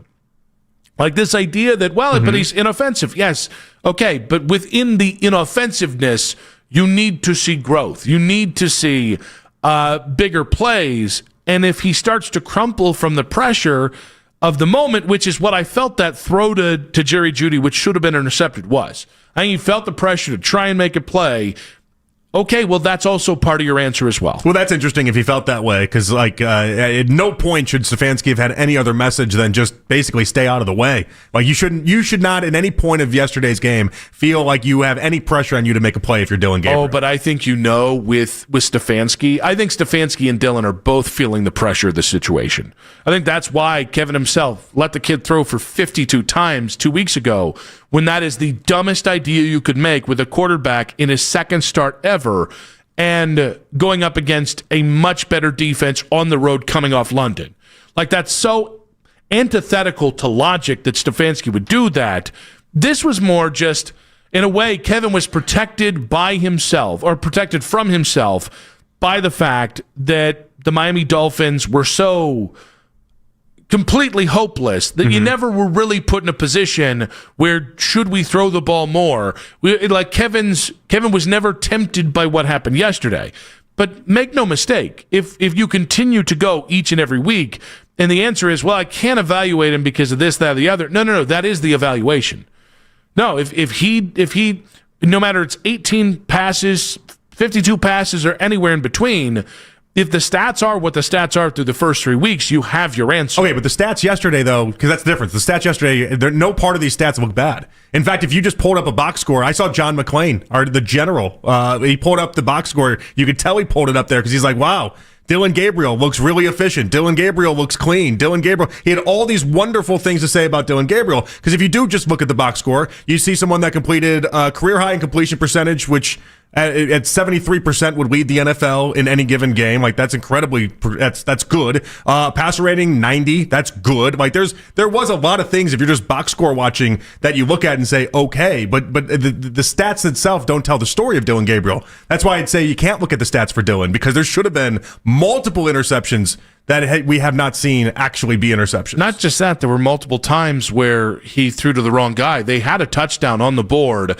I can't remember who the wide receiver was going out to the end zone, but the defensive back collided with the Browns' second receiver. And Dillon, in fairness, I think Dillon was trying to get the flag there, and it wasn't called. I don't care. You had a guy wide open 3 feet from the end zone, but this is, and you tried to get a pick instead of going for 7 points. That's a processing mistake. This is the part of Dillon Gabriel that I think is really hard. I think this happened at Oregon in many ways too, and this is why you couldn't find a single Oregon fan that said Dillon Gabriel is going to be great at football. But if you just popped in and looked at his overall numbers, you're like, whoa. He did this right. He did this right. This number looks gaudy. This number looks gaudy. And all these other things.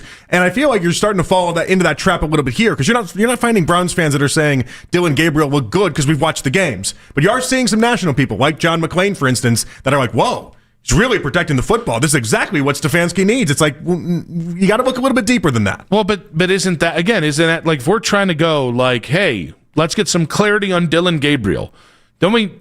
Aren't we starting to get the clarity? Well, no, we should be. That is the point. Like, we should be. But we are just 3 games into this, and the problem is that I think Stefanski loves the idea that even though he should have had a million turnovers, he hasn't turned the ball over, and it does. If you look at it from a pure statistical standpoint, completing 73% of your passes when you were in 57% the first 2 weeks, Stefanski's going to be able to look at that, and he's going to tell himself that is growth, even if you and I didn't necessarily perceive it that way. Well, but I think that specific to you, again, I don't want to put words in your mouth. You haven't said you're going to give him the Peterlin pass, but saying, I don't know how we evaluate that game. I think yesterday was really hard, but I also think it's an incredibly hard game if you're going to try to view it in the negative way.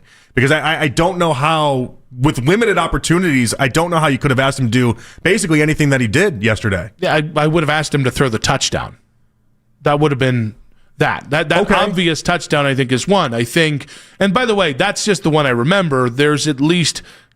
Twitter will help us with this because the film people are out there. There were at least 2 more throws where he saw the guy or didn't see the guy, whatever, didn't lock onto his target and did a check down, or it was one of the rare incompletions. Well, and no game's going to be perfect for a quarterback in any sort of stretch. That's not what that's almost impossible in its own right. But if I can only grade you on 18 plays, then if 3 of the plays are bad plays, I know it's a small sample size, okay, but that's what I'm trying to do here. Well, and that is the exercise. That is part of the exercise. That is part of what we're trying to do, is figure out whether or not you like a guy or don't like a guy. And yes, you should count whether or not you felt he had a touchdown that he just missed. That should be all part of the evaluation. But, it's such a limited thing for us to try to say that he was great or he was bad or anything in between off of a game for 3 quarters where he had 7 passes. Yeah, but now you're starting to lump it all together.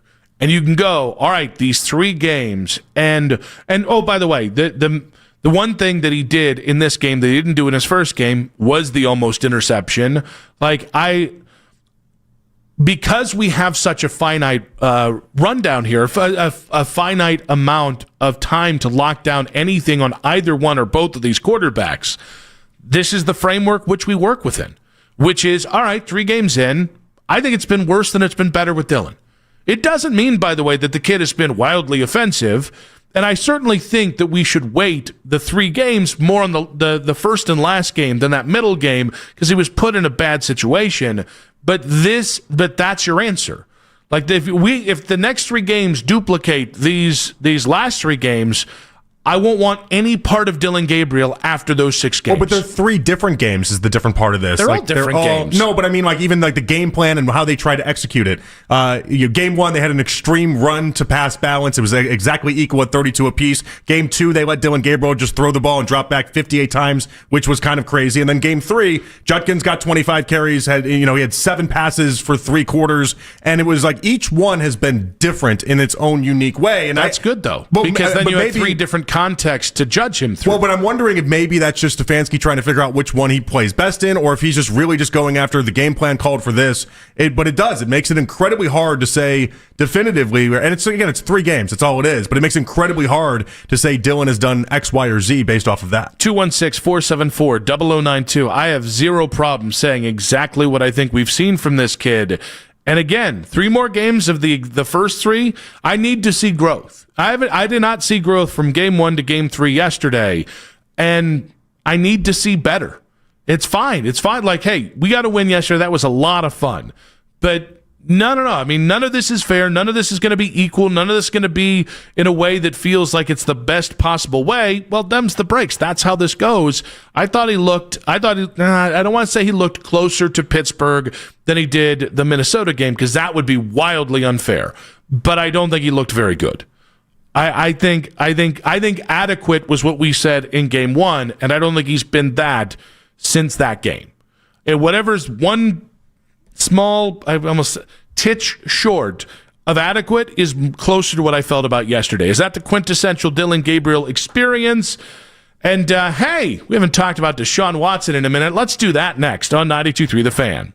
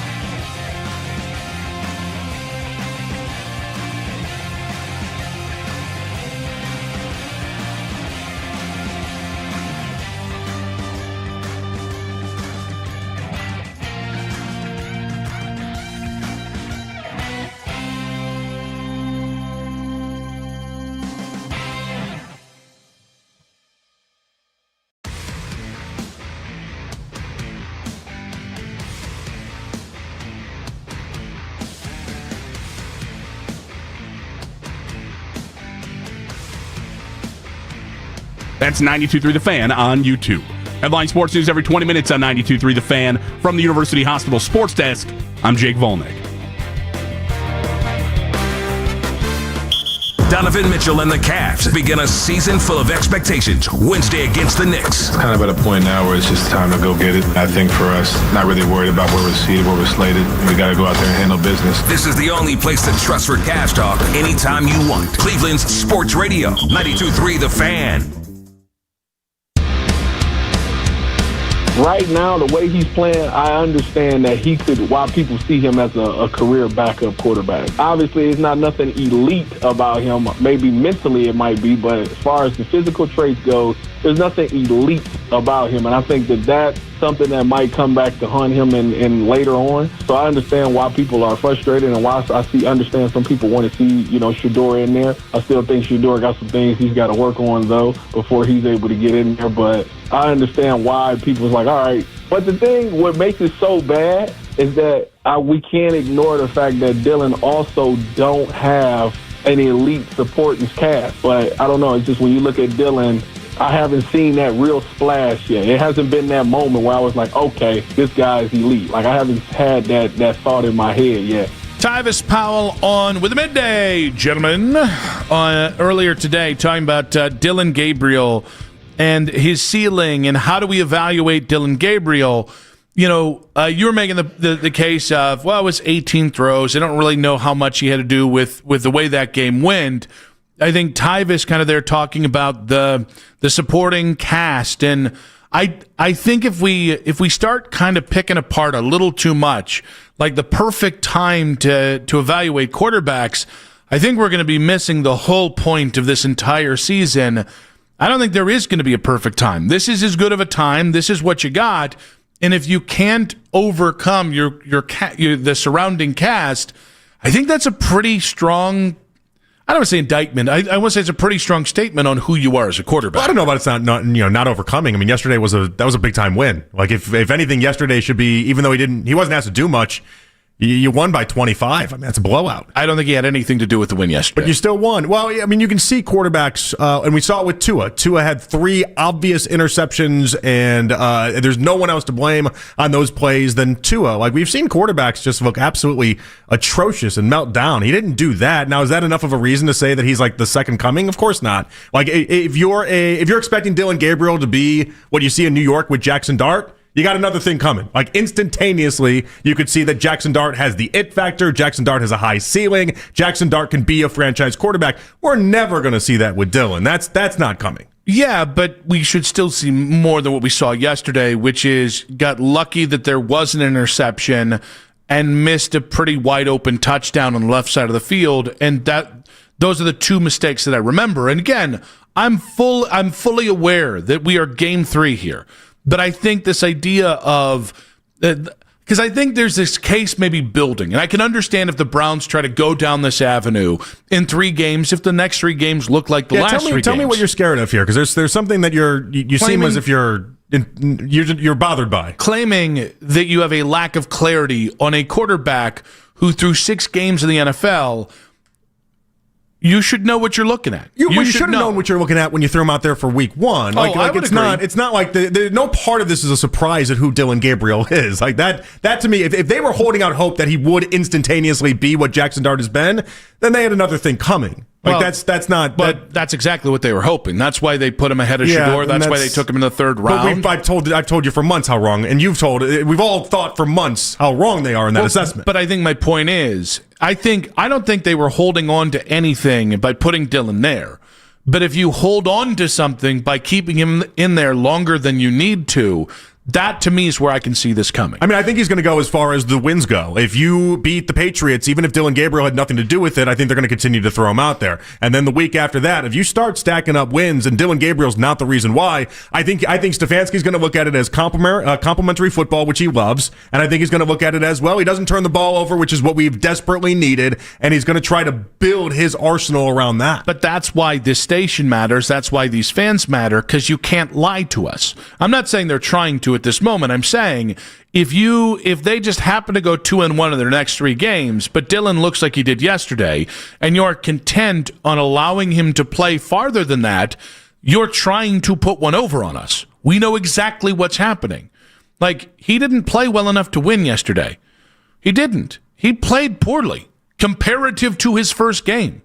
He's not been as good as that vaunted first game, which I believe I said was adequate and you said was acceptable. Let's strike that and reverse that. And I think that's I don't know that I agree with that assessment either, though. I mean, he completed 70% of his passes. He didn't turn the ball over. Like, there were he didn't get asked to do much, but it's not as if he wasn't vomiting on his shoes out there. Yeah, but he didn't play well. Like, this idea, like, fine, he should have had an interception and he missed a wide open touchdown. I don't know, like, I mean, there's all sorts of quarterbacks that miss touchdowns. That happens throughout a game, and there's all sorts of quarterbacks that have almost interceptions. Passes, so what am I going to grade him on? Well, but that's kind of what we're trying to figure out is what do you grade him on? And in that game, if he's 13 of 18, which is again a 73% completion percentage, he had a 90 passer rating. Who cares about if you're completing a yard pass? Who cares about that? We live in an era where everybody's fumbling, and not fumbling, they're fudging pass completion percentages by doing a bunch of check down. What he has for himself that other quarterbacks around this Browns team doesn't is that he is not turning the ball over and he is not putting the football in harm's way on a consistent basis. Other quarterbacks the last 2 weeks he has put the ball in harm's way. He just hasn't turned the ball over. Those are two different things. Did he turn the ball over? No, but you said he hasn't been put. Did he turn the ball over? You said he hasn't put the ball in harm's way. You're giving him interceptions that he didn't have, though. Like it wasn't an interception yesterday. Are interceptable plays a thing? Doesn't PFF have that? Archuleta called it careless. You can call it whatever you want. It did hit the Browns receiver's hands, did it not? Yes, after it went through the. What are we doing here? What are we doing? Are we trying to identify this kid? Like, are we trying to look at this kid and ask what the hell he is? Because you and I both have a way that we think he is. But this idea that the first game, that was his rookie game, so we got to give him a pass there. Well, he's three games into this, Nick. Well, yes, that's the point. You got 17 games this season. Figured out over 3 games with Dylan Gabriel? I'm supposed to say you can have an opinion on how he's played, and my opinion is it wasn't as bad as you're saying it is right now. No, your opinion was we can't grade him on this game. We couldn't grade him on last game. No, my opinion was last week we couldn't grade him, and this week I said it was a much better game than what you're saying. I've said acceptable like 12 million times. I believe. Okay, am I putting him in Canton? No, I believe at some point you said I'm not sure what we can grade him on after this week. No, I'm saying when you have 7 passes through 3 quarters, it's unfair to come out here and say he's part of the NFL quarterback. There's nothing unfair about this. No, it's unfair to say he's part of the problem when you win by 25 points. The clock is ticking. There's so many quarterbacks, like Tua displayed yesterday, that vomit all over their shoes in any given week. That was 3 bad interceptions. He didn't do that. So because he wasn't Tua Tagovailoa? Look at our situation. Look at our situation. Yes, you need a quarterback that can at least be stable and can at least not turn the ball over. You need a starting quarterback, not a backup. He's a backup through 3 games. And no part of me has disagreed with the long-term assessment of Dylan Gabriel, but for 3 weeks to sit here, and especially yesterday, to sit here and say that was some lousy game is just not true. He wasn't good. No, that's not true. Why? Because he went 13 of 18 and he's got an adjusted completion percentage for 78%. If I threw the ball a yard, I could get 50% completion in the NFL. It was 6.5 yards. That was a yard and a half longer than Joe Flacco did in his first 5 games. Yeah, that's an approximation of 18 plays. Most of his plays were short plays. I don't know what to tell you. And by the way, the Browns receivers also had a lot of yards after the catch, which inflated those numbers. He wasn't good. Why is it hard to say that? I'm not saying you're saying. I'm just saying, like, in general, we will like pull our punches. Like, I'm afraid I'm going to be wrong. Good. Like, he wasn't very good yesterday. Not afraid to be wrong. It's so much easier for me. It's so much easier. I've ragged on him for 6 months. It's so much easier for me to come out here and be like, he stinks, he sucks. But it's 3 games, and it doesn't appear, at least yesterday was not his fault. No part of yesterday was on Dylan Gabriel. You won the game by 25. He made bad plays. That is his fault. His game plan, again, supporting actor, his game plan yesterday was to just not get in the way. That was the game plan. He performed that as well as you possibly could. If Paul Giamatti doesn't screw up the spot for Al Pacino, it wasn't that Paul Giamatti was crappy because it didn't screw up Al Pacino. His role I'm sorry, this is a bad analogy. Yes, it was. His role was to simply hand the ball off to Quinshon and let Quinshon cook. He made 18 throws. That was his job. That was he made 18 throws. You can grade him off those 18 throws. Don't throw 4 interceptions and lose the turnover battle. He threw 0 interceptions. You know what? That's how I'm grading every quarterback from now. Did you play as bad as Tua Tagovailoa did specifically yesterday? No. Did he turn the ball over? You're my quarterback. Did he turn the ball over yesterday in a game where you knew as long as you don't turn the ball over, you're going to win? Worthy plays. You counted one. For the second straight week. Did he have counted turnover? one, which, by the way... One turnover's too many with this guy. All sorts of quarterbacks have a turnover in a game. The only reason he's out there is he doesn't turn over the damn ball. And also, since I didn't know we were so big in turnover-worthy plays, because that's my area, I like this. If we can bring this to the table, I'm perfectly fine with that moving forward. I just need to know that's where you stand. And also, we get to then, if he missed a touchdown in the end zone, we get to bring that one up as if that's like the biggest crime in the world. Have we not done that with everything else? As if that's the biggest crime in the world. Have we not done that with every other quarterback? There's so many plays in a game. We've seen so many quarterbacks. We hammered Joe Flacco for his misses. Throws. We hammered Joe Flacco 13 of 18 for his interceptions. This is not the game to get on Dylan Gabriel, Nick. It's not the game to do it. It's not the game to say anything other than, yeah, that wasn't a great game from him, but they still won. Hey, cool. You were one of the 3 worst things that happened yesterday, but we won by 25. Things? Yes, he played poorly. It wasn't poor, Nick. That was not a poor performance. Let's just say fine as many times as we can. Just fart that into the ether and hope it's true. I'm not a Dylan Gabriel supporter, but to suggest that yesterday had any sort of ramifications off of him is just, it's nonsensical. No, it didn't have any ramifications, which makes you lucky. But you can still grade the performance and say, all right, those are 2 big plays that one you're lucky didn't go against you, and the other one you're lucky didn't go against you either. If I've got 18 plays to grade you off of, and a quarter of them, because there were 2 other plays, I can't remember the exact specific down and distance. Well, you're going to have to learn which ones they are, or else you're just going to have to sideswipe those for a second. I'm going to need exact examples here. Is Dylan Gabriel the greatest quarterback you've ever seen? 216-474. Come on now. That wasn't. Well, no, you've completely the game. Forgiven him for 2 plays, and because I can't remember the exact 2 other plays, well, they don't matter now. He took points off the board. No, I'm going to let you go back to the all 22, and I'm going to let you look at it, and then you can bring him to the table tomorrow. Very excited for the all 22. You can bring him to the table tomorrow if you like. Nathan Zegura, Browns analyst, coming up in 5 minutes on 92.3 The Fan.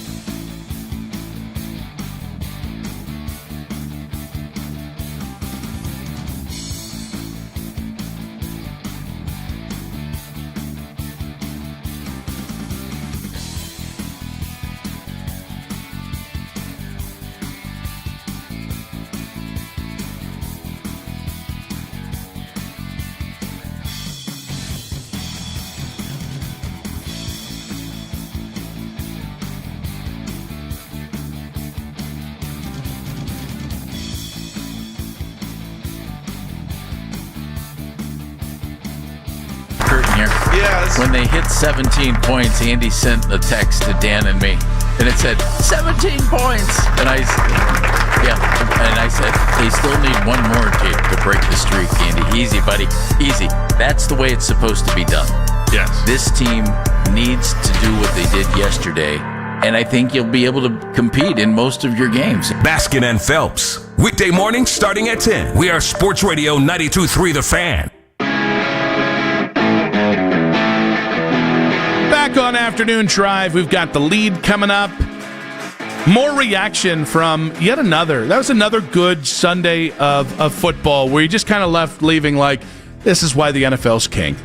Yeah, the NFL just doesn't miss on days like that. Yeah. And it's cool because now we're starting to get to the part of the season where you can really find out who is good, who isn't, and you wipe away some of the early parts of the season where you just wondered what was Fugazi. And good Lord, did Jacksonville get whacked hard. That was fun. Easy now. Yeah, that was... Draft position, baby. It was good for the draft position. Yeah. That was a rough game in general, though. Yeah. Also, Nathan... I almost said Nathan because we're about to get to Nathan Zegura here. Travis Hunter. Turns out they're struggling to figure out if he can play both ways. It's like most people with a reasonable brain kind of thought. He got in the end zone. He did, and then he played, I think it was 12 or 14 snaps on defense.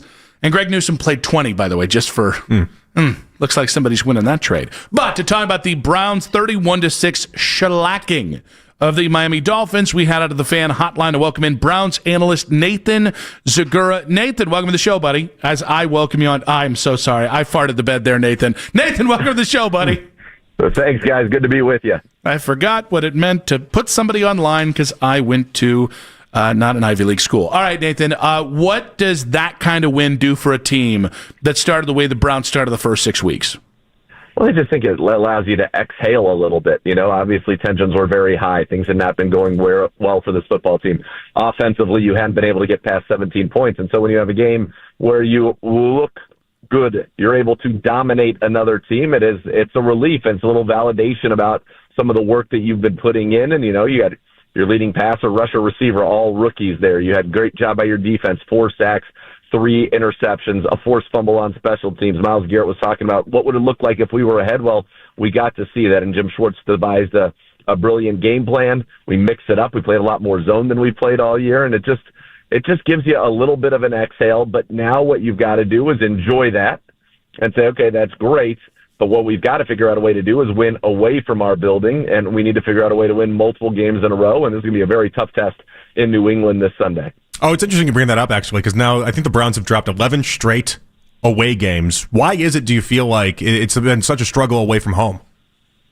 Well, I think that, number one, from just a defensive standpoint, playing in front of our fans makes a big difference for our defense because teams got to go to the silent count. It allows Myles Garrett to maybe get a little bit of better get off than he gets on the road. And we've kind of seen that, you know, throughout our tenure, is that our defense has not been as good on the road as it is home. That's a part of it. It's always tough to play on the road. It's just a more difficult environment for your offense. So, listen, everybody does it. Teams go on the road and find ways to win football games. We have got to do the same. And there's no excuse. You can win the game anywhere. There are plenty of teams in the league that go on the road and are able to win. You know, Carolina this year had not won on the road until this past week, and now the Browns have to find a way to go on the road and get a win themselves. Nathan, what were your takeaways from Dillon Gabriel's third career start? He was efficient, and it has sense that, 13 of 18, and his completion percentage was high. He did not, put the ball in harm's way often. I think we obviously got an interception that was taken off the board there, be the pass interference on Minkah Fitzpatrick. He had another one that he just got into Jerry Jeudy, but I thought it was efficient. I thought he managed the game. I thought it was apparent, obviously, that the Browns were in control of it, and he made sure that he wasn't going to make mistakes. Now, I do think that there were misses in terms of reads. I thought there was a play where he could have got the ball to Jerome Ford where he had a natural pick set.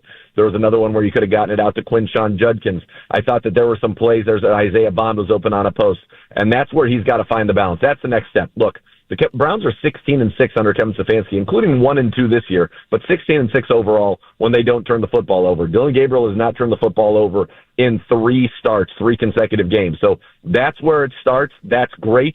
But the next evolution for him is not necessarily is making some of those plays, is pushing the football down the field. Now, the weather conditions were such in the first half, it was difficult for either team. And in the second half, the Browns had a nice job, and they were in control after that pick six from Tyson Campbell. But that's the next evolution. That's where we have to see Dillon Gabriel hit the layups that this offense scheme provides you, but then also make some of the plays down the field that we've had opportunities to make that we have not yet made through 3 weeks. What do you make of the discourse around Judkins' game, where the idea is that, and I think it was a great game based off the yards after contact, but 3.4 yards per carry is what's being highlighted by some of the detractors out there. What do you make when they say, well, without the 46-yard run, what type of day did he really have? That's running in the National Football League. Man, we were lucky enough to have Nick Chubb here. It's not always 5 yards, 5 yards, 5 yards, 5 yards. It's a lot of 0, 1, 2, 3, -1, -2, 60. That's the way that it works. And right now, Quinshon Judkins leads the NFL with 4 runs of more than 30 yards. And you look at the rookies who have ever had 4 runs of 30 yards or more in their first 7 games, it's a who's who, man. You're talking about Adrian Peterson, Saquon Barkley, Todd Gurley, Devon Achane is on that list, who's been a very productive runner in the NFL, Kareem Hunt. So it is guys that have been, and that's since the year 2000, it is guys who have gone on to have very successful careers. So I think he's in certainly very good company there. I think we've got to do a better job of not missing our assignments or getting some push there, because when you rush 4, as he did, it was 80-something yards. I can't remember the exact 83 or 85, something like that. But he had 95 yards after contact. So he had more yards after contact than he had rushing yards. That means, just doing the math, on average, he's getting hit behind the line of scrimmage before he gets going. So that's a team thing that's got to be better there. Certainly up front, it's got to be better, and we went jumbo a lot, but love the creativity using the Wildcat in the red zone. We scored on 2 of those plays. I thought that was great, and Quinshon Judkins is a special runner. He just did not have a lot of room to run, and there were very few plays where he actually got to the line of scrimmage cleanly. When he did, he had the 46-yard run. He also had a 17-yard run. It's just a matter of we've got to more consistently allow him to operate. You get him a yard down the field, he's averaging 3.8 yards per carry after contact, and on the season it's just over 4. He's going to average 5 yards a carry. He's going to do all the things that people probably want. It's just one of those things that is not necessarily as linear maybe as people want it to be. That's just not how running works in the NFL. Nathan, Tyson Campbell had 2 huge plays. There was the chase down. There was the pick 6. So obviously we had 2 great plays. Was his game on tape as good as we thought it was looking at it in real time? Absolutely. Tyson Campbell, he has got jets. When Devon Achane gets in the open field and gets to the sideline, he is usually gone. And Tyson Campbell ran him down, ran reportedly near 21 miles an hour on that, fastest player on the field on the day. I thought he was great in coverage, didn't allow a single reception in coverage, got his hand on the football twice. Obviously, one of them, the pick 6, the first pick 6 of his career. But, you look at him, and in 2 games with the Cleveland Browns, he's forced a fumble, he's got a pick 6, he's got 4 passes defense. He's not afraid to tackle and be a part of the run defense. I think this trade looks great. He is such a great scheme fit for what the Cleveland Browns want to do. Stylistically, I think so far it has been nothing but a home run with Tyson Campbell coming to the Cleveland Browns. And here's the best part. We've got a lot of holes, and we know that. I think it's very clear in this offseason we need to address the offensive line. We need to address wide receiver and get weapons for our quarterback. But having Tyson Campbell and knowing that, okay, this is in a position where we have to worry about paying somebody. He's under contract. This is looking like a wonderful thing for the Cleveland Browns. Last week, Nathan, we talked about Mason Graham and being the number 5 overall pick and how you needed to see some big-time plays. It looks like he had some big-time plays on Sunday. Was that the turnaround that you'd kind of hoped for Mason? Absolutely. He's a talented guy, and there was question whether or not he was going to be able to play. Wasn't able to practice on Friday after an injury on Thursday, and you certainly saw no ill effects of that. He had a couple quick pass rushes where he was on Tua in under 2 seconds. And for a defensive tackle to make a guy whiff on you like that is impressive. So the first step was there. The quickness was there. Had a couple pressures. Also had a tackle for a loss. Was making plays in the backfield. That's what it's all about. Being disruptive, and he certainly was in this game. That was very, very good to see for the Cleveland Browns. Nathan Zegura, Browns analyst on the fan hotline here as we continue to celebrate the 31-6 win over the Miami Dolphins yesterday, a commanding win. Some fans were thinking, and I don't share this thought, I don't think my partner does either, but some fans thought you were ahead 31-6. At some point you want to get Shedeur Sanders' feet wet, that maybe that would have been a great spot to get him some garbage time reps. Is that the kind of game scenario where that actually makes sense? I don't think so, because if you were going to do it, if it was a garbage time scenario, you'd want it to be kind of the roles being reversed, which we certainly don't want. But that's why you saw Quinn Ewers get in there for Miami. At that point, you're just running the ball anyway. And I think Dylan Gabriel, he deserves to get the opportunity to kneel in victory formation. That's why you play the game to win, put your team in those kind of positions. And so, no, I didn't think that made sense. I'm kind of surprised it's even really been much of a talking point. I think we were as well. One other talking point that I've heard a lot this year, and I happen to agree with, and I saw it most after the phantom DPI call that got Jackson Dart the ball on the goal line as the Giants tried to avoid that. And it's the idea that we're seeing too many DPI calls. Do you agree that that is a call that has just gotten blown up to a level that makes it hard for either side to play? It can at times, for sure, and I thought the one you're referencing in that game, I thought that was a terrible call, especially given the circumstances in that game. The defender was in such perfect position. That is, I thought the offensive player actually went through him, through Riley Moss, the corner for the Broncos. Yeah, and that's one of the reasons they brought review into DPI, because it's just such a game-changing play. It can be a field-changing play, and I think that they just... You can't have guys going out there tackling receivers, things like that. I feel like DPI, kind of like a catch. You know it when you see it.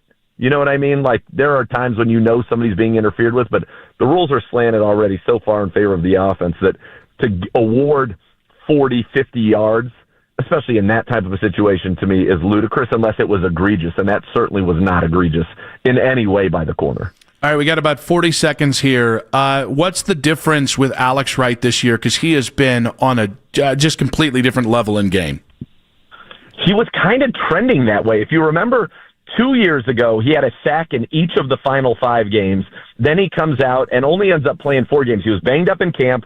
He got the sack, in the end zone. Maybe it was a safety that really helped us beat Jacksonville early in the season, and then he's out for the rest of the year. So we just haven't seen him. He was a guy that when they drafted him out of Alabama Birmingham, they knew it was going to take about a year or two to adjust to the NFL. But if you look at what Alex Wright has done over, call it his last 10 games, or his last, now we're at 7, 11, his last 16 games, basically his last full season, he's been incredibly productive. And I thought what you saw was a guy who understood the plan and understood also exactly what Miami wanted to do. If you're going to get home with your pass rush, that's great. If you're not, be on the lookout for those quick passes out to Devon Achane and run them down. He did that multiple times. He's playing great. It would not at all surprise me to see Alex Wright receive a contract extension at some point this year, as he is now in the final year of his rookie deal, because he's playing that well. I think he's worthy of it, and I think he's clearly an ascending player. Nathan, great stuff. It's always great having you on any Monday, but it's even nicer on a Browns Victory Monday. That's a lot of fun. Let's do it again. All right, you got it, guys. Thank you. Thank you. Nathan Zegura there, Browns analyst on the Fan Hotline. We will react to what Nathan had to say as part of the lead in 5 minutes on 92.3 The Fan.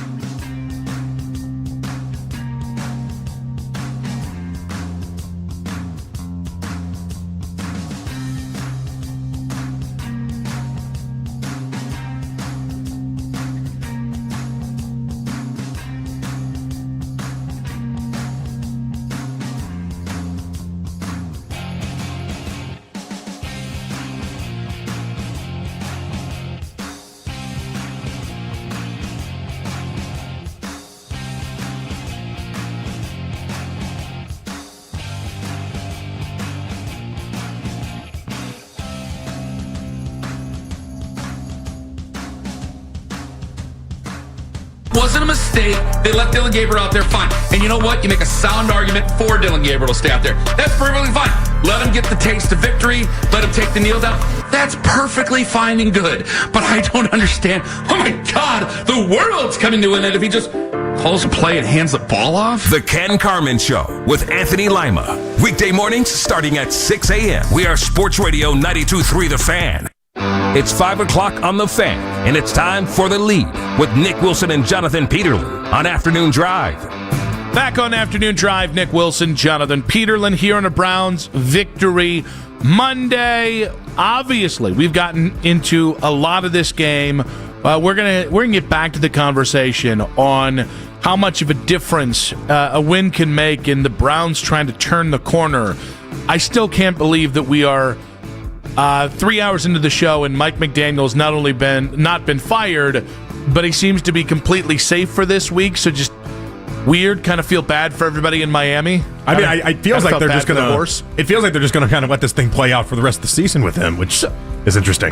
So we've used this thought with Stefanski, where it's like, well, if you're not trying to win, what are you really accomplishing? The difference is, I haven't seen any evidence that the team's given up. Like, if the team gave up, it'd be done. It'd be curtains for Stefanski, in my opinion, no matter what, if I thought that. There's no way you can watch what happened in Miami's side of thing and think to yourself, he's still going. Well, what do we know about Stephen Ross? He makes sketchy backdoor dealings, as evidenced by him trying to get Tom Brady there, all sorts of different things. I would imagine that man's doing a lot of work behind the scenes. Bill Belichick. It's just the most obvious, stupid thing you could do. No, because Ross was in Tom Brady's camp, and they're linked up. And if I believe what I believe about Brady and Belichick and the two actually hating each other, then Belichick, he wants nothing to do with Belichick. Maybe Tom makes that call now. All right, Olive Branch. But still stays in Vegas. Browns analyst Nathan Zegura joined us last segment. He broke down Quinshon Judkins' big role in the Browns' win of the Dolphins. Not always 5 yards, 5 yards, 5 yards, 5 yards. A lot of 0, 1, 2, 3, -1, -2, 60. That's the way that it works. And right now, Quinshon Judkins leads the NFL with 4 runs of more than 30 yards. And you look at the rookies who have ever had 4 runs of 30 yards or more in their first 7 games. It's a who's who, man. You're talking about Adrian Peterson, Saquon Barkley, Todd Gurley. Devon Achane is on that list, who's been a very productive runner in the NFL. Kareem Hunt. It is guys who have gone on to have very successful careers. So I think he's in certainly very good company there. Quinshon Judkins is a special runner. He just did not have a lot of room to run, and there were very few plays where he actually got to the line of scrimmage cleanly. When he did, he had the 46-yard run. He also had a 17-yard run. It's just a matter of we've got to more consistently allow him to operate. It's interesting when you line him up with some of the other rookie running backs. His numbers with Genty are actually very similar in the big picture side of things, and that's where they're obviously shining. But Amari Hampton gets injured. Have you checked into what happened with your guy Henderson in New England so far? They are. I mean, they're about Ramondre Stevenson. That was almost like a soft benching of him more than it was anything else. Like, I mean, it's wild to think about, but within this running back class and all the projected good runners, it really does look right now like it's out of at least the top of the class. It's Judkins, it's Genty, and those are the two special ones. Well, in one of the things, we've seen some explosive runs out of Quinshon, but we just haven't seen enough get into the end zone. That 46-yard jaunt where he just pulled away from everyone was nice to see, but what I like about him is there is balance between that and just the pure physicality. Because that's, when we talk about identity, it's one thing to run the ball a butt ton. It's another thing, like, to be able to adapt the running style of your running back. Like with Cam Scatterbo. I still watch that dude and I'm like, well, yeah, he's physical as hell. But he didn't have the giddy-up gear in college, let alone in the NFL. Yeah. Quinshon does, and I think that's the thing that's becoming really cool to see, because that was my biggest doubt about him. As even last week, it was like, well, but Travion was the guy with the better burst down the field. Then Quinshon goes and does what he did in this game. I don't give a rip how many, he's overcoming some inconsistent line play, which is the nice way to see it. And they know there's a really good chance when he gets the ball, he's going to the tackles, which is another way to make it even more predictable for the kid, and he's still having success in the hole. Yeah, smart as Stefanski, though, to give him the jumbo sets and give him a true chance, at least. I mean, but the yards after contact is where he's thriving right now. Myles Garrett said that wins are the standard after beating the Dolphins, adding that they need to learn how to string them together. rallied and we got to win in a fashion which we can appreciate, but that's not enough, and we got to continue to do that. One win is one thing, but we've got to turn this into a habit, an addiction. It's got to be an obsession to win and win like this, and so we got to keep on chasing that feeling. Hopefully, we've gotten so tired of the losses and tired of the pain that comes with them that we're ready to inflict it on somebody else. You got to learn to use that pain, use that drive. It can't just become acceptable to have those feelings. Right now, it was a good response that we had, but it's got to continue. So I think Miles is speaking to, let's not get too far ahead of ourselves, and that's the right, that is, if you're going to be the face of a franchise leader, that is the right message. As much as I knocked him on Friday for what he had to say, I think hey, this is really cool and fun, let's get back to it tomorrow, I think that does help in this case. I just wonder how many times he's going to go to the well now. I've seen this in the past. We've all seen this from him before. He knows. He picks his spots for when he wants to call out the team, and he usually does it in games that he thinks that they're going to win. And it'll just be interesting to see if they lose to the Patriots, what he does the following week when you have a very winnable game after that. I'm dying to find out because it felt like in the past, Nick, it almost was encouraging to him that he would call out the team and then they'd respond this way. And it just gave more juice to keep doing it. And I'm curious as the season moves on if he goes to that as well. See, I thought this was more like, yep, no, let's enjoy the win. But remember, we got to kind of pump it after today. I looked at that more like he was almost smoking a cigar, having a cocktail, being like, you see, what I did was right. You see, I called them out, I got them all set, and now, but you don't want to get too high on your own supply. You want to make sure that you keep this thing level, almost in in interesting moments when people that have big egos, etc., downplay any sort of accomplishment or anything. That's kind of what it felt like to me from Miles. Wow. As the one of two hosts of the number one show in Cleveland, I don't take myself too seriously either. Joe Bitonio's, but I was trying to make a joke there, and I just sounded like an a-hole, which is okay, because I mostly sound like an a-hole. Yeah, Joe Bitonio spoke with the media after yesterday's win. You wouldn't get it, Mac. It's called subtlety. That's also a joke. He said that he's never lost faith in Kevin Stefanski as the team's head coach. We had a little intensity on Monday. I think it was just frustration kind of boiling over, but he was intense and laid out expectations for us, especially on offense. And I think the guys answered well, but I've never lost faith in him, since I've been here. I think it's my 6th year with him now.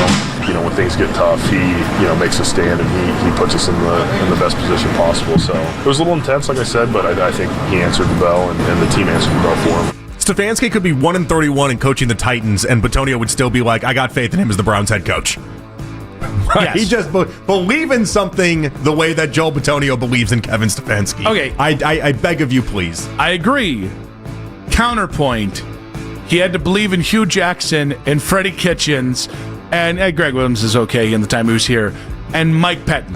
So if I had to believe in those guys before I had to believe in Kevin would look like Vince Lombardi to me if I was Joe Bitonio. But I think that is, in essence, a lot of the Kevin Stefanski discussion, is it not? The idea that he just gets propped up because he's not those guys that you mentioned, and those guys were just so bad, and it was so ugly. So we're just kind of happy that we have somebody that isn't that. And now the next evolution of this is we should be striving for a little bit more, which hopefully we do. I mean, it's like when people say, hey, Dylan Gabriel isn't Tua Tagovailoa, right? Well, in the sense that Tua threw 3 interceptions, you're right. Yes, he's not Tua. Yeah. And but you see, you got to build on that. So we got to build. Yeah, you got to build on that. You got to get that ask spot for more. It's very nice that he doesn't look like Deshaun Watson. Yes, it is. It's very nice. Yep. And then once we get there, then we take a step back and be like, oh, well, maybe this isn't what we wanted. Maybe this isn't what we signed up for, and then we evolve and we get higher and higher. With the trust tree with the nest.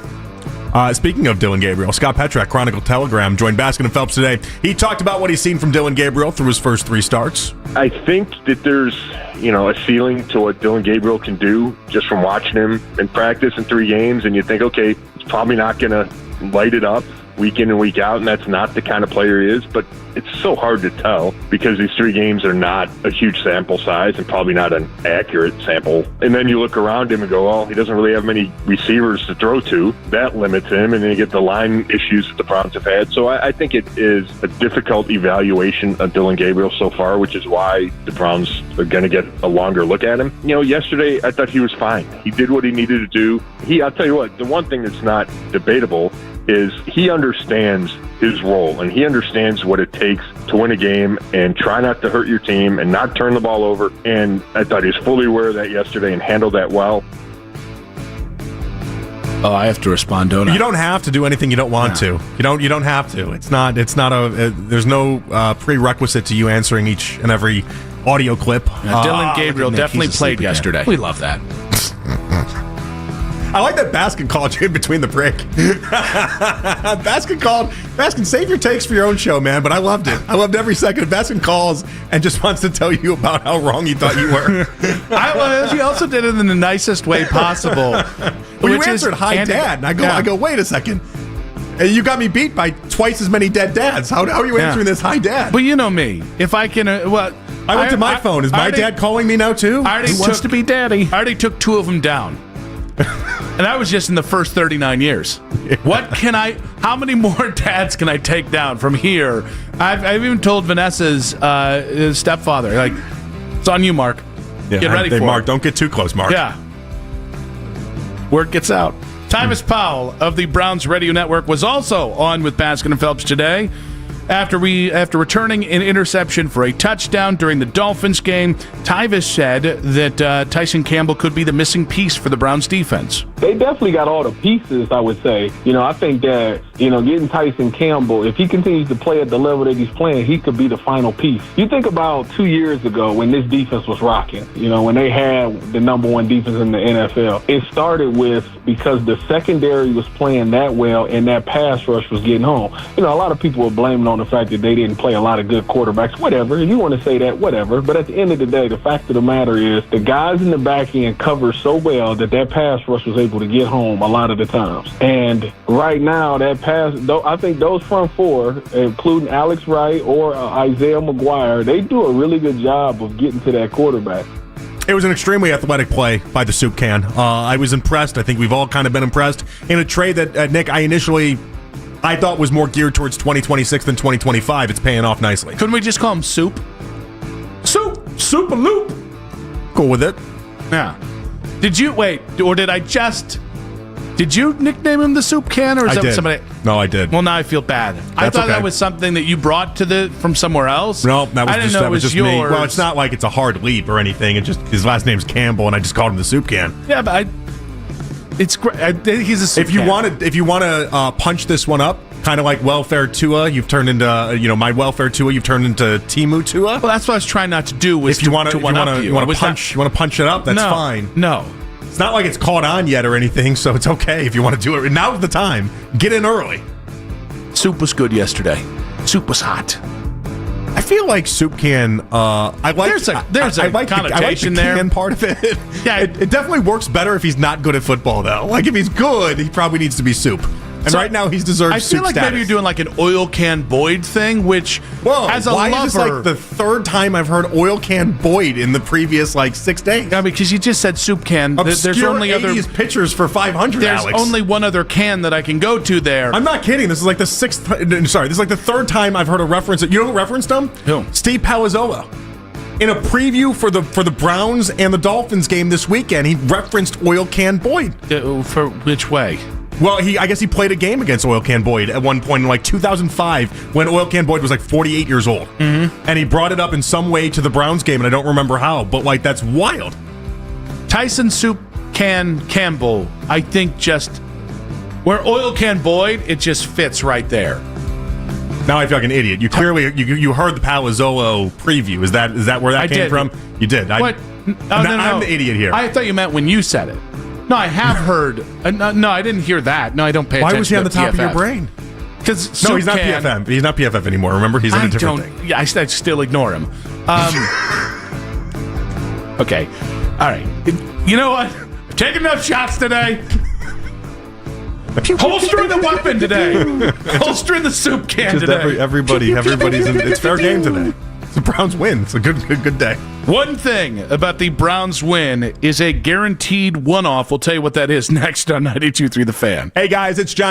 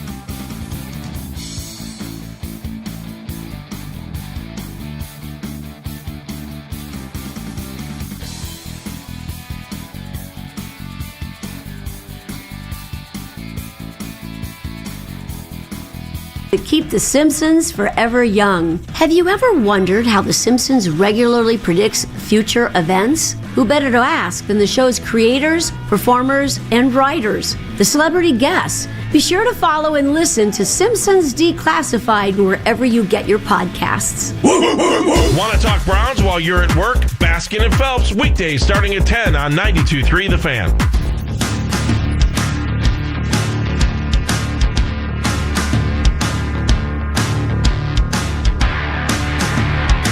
Back on Afternoon Drive, Nick Wilson, Jonathan Peterlin with you. Having a good old day talking about the Cleveland Browns. And I know it is only fair after a 31-6 blowout when you came into the game 1-5 and you had 3 turnovers and you had a couple big explosive runs from Quinshawn. I think it's totally fair to start having the conversation about whether that was a one-off yesterday.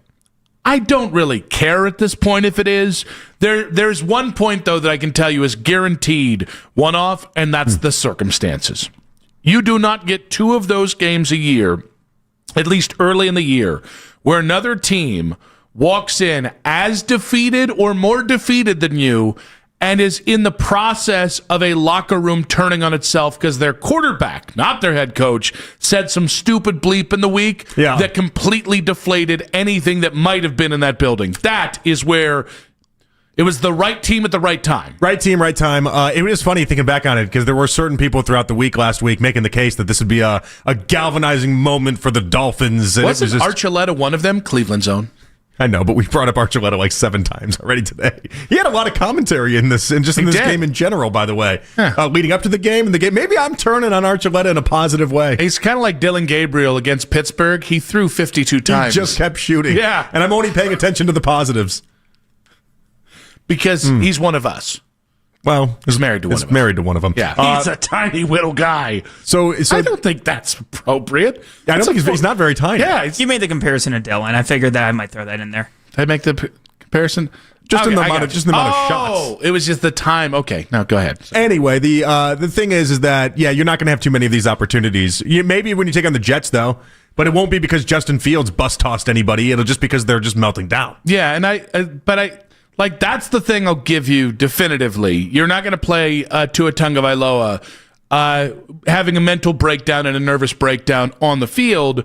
Beyond that, like there are things within what you did yesterday that are your path to victory. Mm-hmm. The defense, and not just the defense, but the defense generating turnovers, which is good as they played at points this year. They haven't got a lot of turnovers.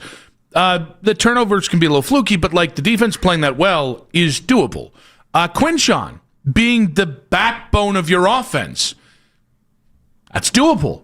Right? I mean, the 2 things you described right there are kind of what we hoped entering the season would happen. Yes. It'd be a dominant run game with Quinshawn and then a defense that was just relentless. Yes. That's kind of the main goal. So the only question to me and how repeatable that is Kevin Stefanski's commitment to winning the only way you can win. I think that's like when somebody says, is that a one-off yesterday?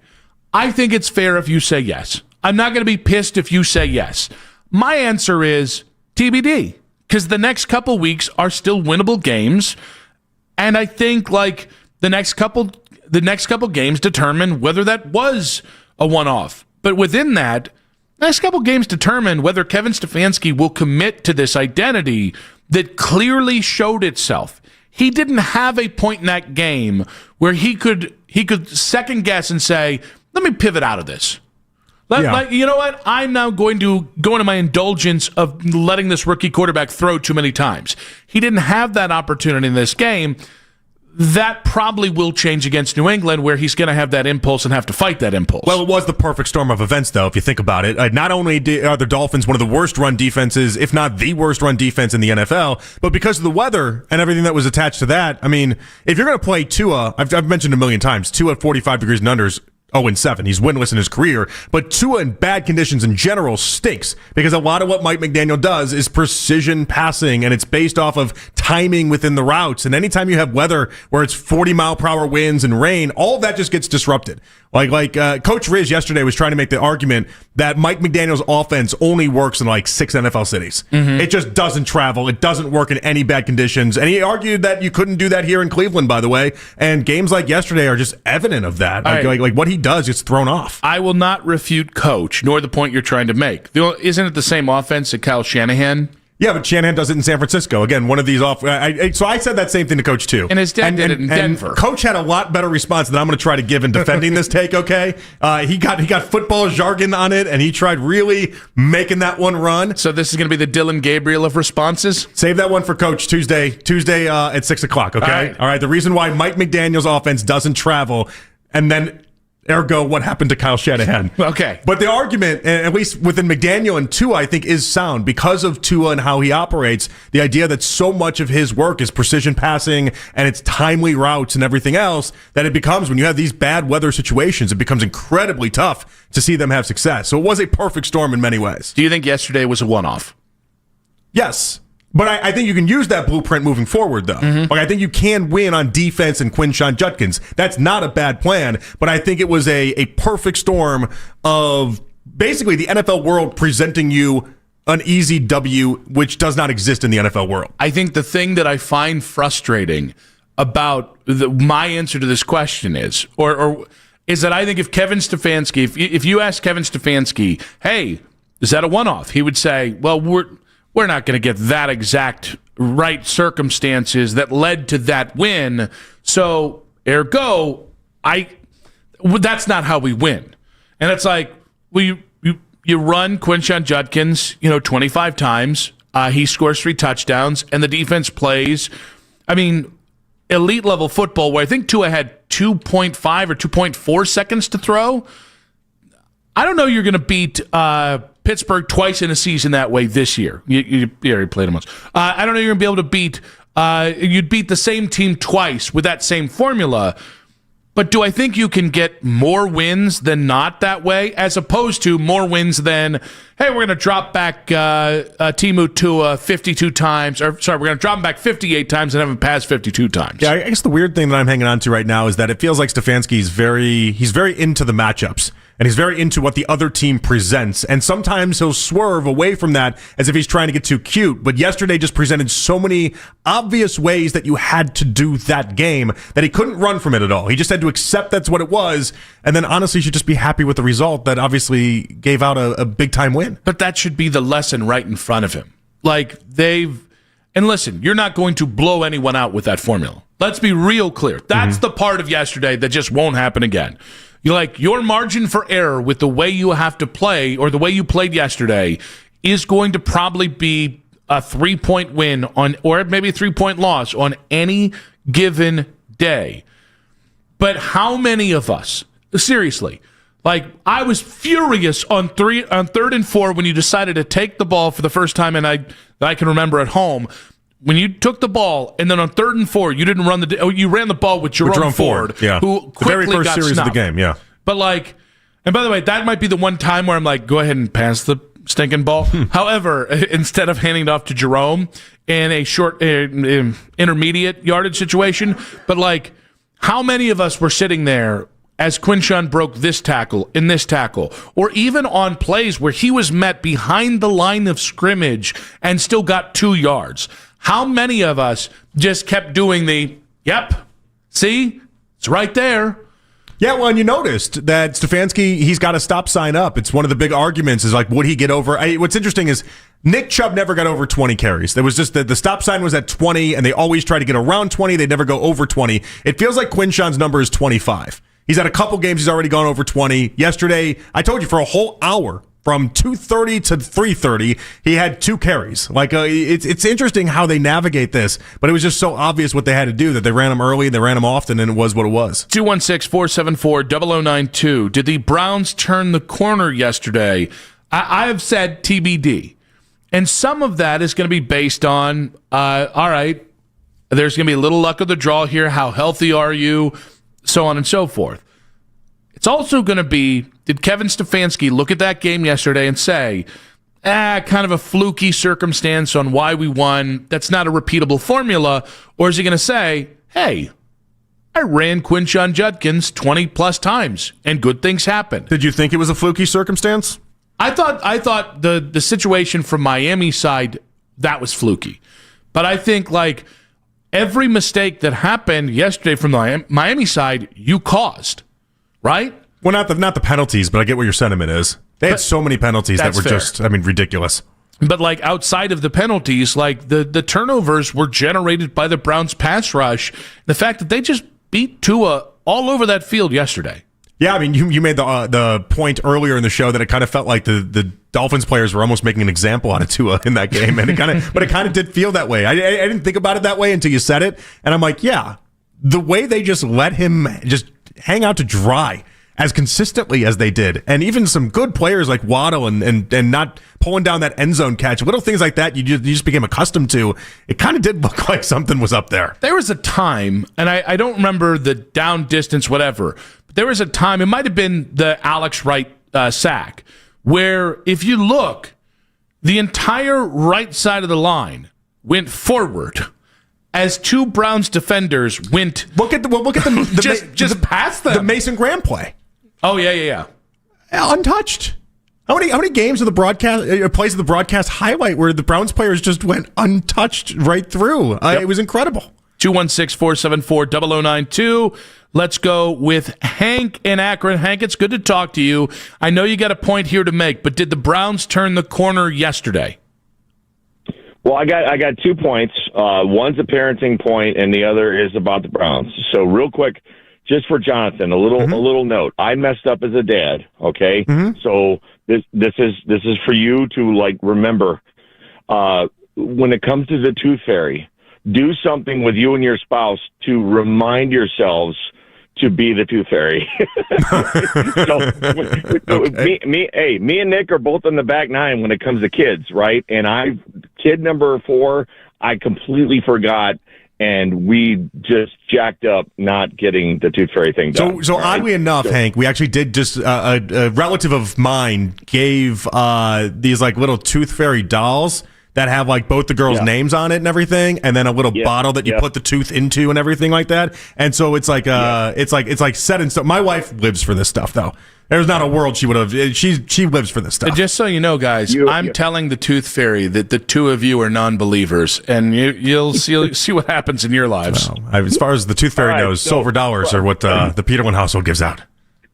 So, and you got to remember, we grew up with nickels, quarters, and 50-cent pieces. The going rate now is $1 to $5. Well, the Tooth Fairy understands inflation. She's very good at that. Yeah, and tariffs. So apparently, to the football side with Nick. All right. So I was listening to you earlier, man. I love you, my fellow former Akronite, but at the same time, I got to disagree just a little bit, and I'll tell you why. I'm looking at this draft class right now. We've got ourselves a 10-year defensive tackle. We've got ourselves a 10-year linebacker. We've got ourselves a 2-contract tight end and a 2-contract running back, and then whatever Sampson decides to do, right?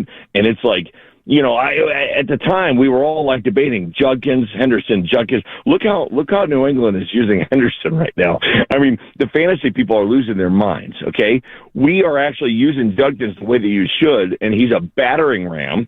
And on top of that, when it comes to Gabriel, we just got to let the kid cook for a little bit and see what he's all about. I mean, let's just see what happens. I mean, at the end of the day, if this team gets to 4-5 or 5-5. Then what do we do? With whom? What do we do at that point? Do we want to tank and try and get the kid from Indiana? No. So I think I understand, and I do think this is going to become a conversation. Hank, we appreciate you, buddy. It's always great to hear, bud. From a former Akronite to a current Akronite. So I just have completely flipped on if they end up by virtue of not having enough talent and whatever, they go 4-13. Well, that's probably what's best for business. I'm not rooting for that crap anymore. Because I'll be honest with you, I was rooting for 1-31. I was on Sundays. I was like, we can't win this game. And when tragedy struck, it was we needed that. And yeah, okay, I got Myles Garrett. I also got Baker Mayfield, who 4 years later they shipped off. Mm-hmm. So I just think I'm just so anti-tanking anymore because, quite frankly, I just want to watch as many wins as possible, and then it's your job from there to figure out where to get the quarterback. And I do think it permeates, and I think we have such a strong rookie class. You got to try to get as many wins as you can. And that's another great point. Maybe I just don't trust Jimmy to tank. I don't trust a bad owner to tank. He did it once, and it didn't work. Yeah. I think that's where at least I have a sour taste in my mouth about the whole ordeal. It's like, hey, how can you be convinced to even do this again when we watched you go through in the most painstakingly awful way and get nothing for it? Now, I'll take the wins, and then we'll figure it out from there. 216-474-0092. Now, with Quinshon, I'm ready to say, guys, I was wrong about Quinshon. I prefer Travion to Quinshon Judkins, and I was wrong. Quinshon is fantastic.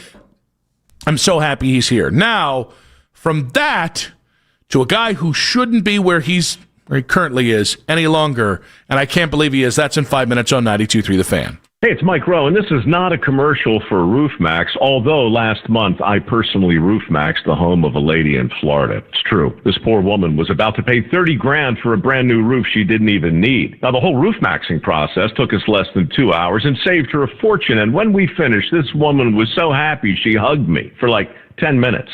Honestly, it got a little weird.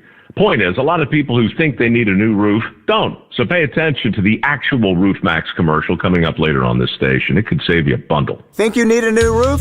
Think again and save thousands. 855-RoofMax. We'll help you put off the high cost of a roof replacement for at least 5 years. Or 10. Or sometimes even 15. 855-RoofMax. We're America's most trusted roofer because we always try to save your roof rather than replace it. 855-RoofMax. We'll restore your roof for a fraction of the cost of a new one. But don't wait. If your roof loses too much protective coating, it's too late. So call 855-RoofMax. 92.3 The Fan, 2020 Sports. This 2020 Sports is brought to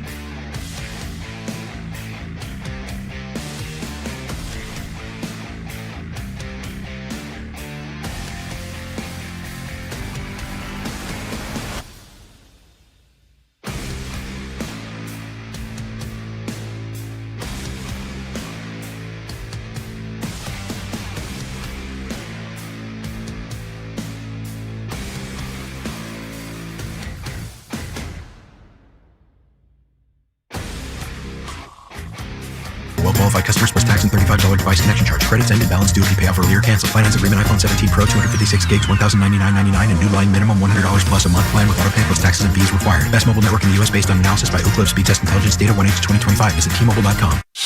In your weeknight with the best segments of the day. The Fan Rewind. Weeknights at 11.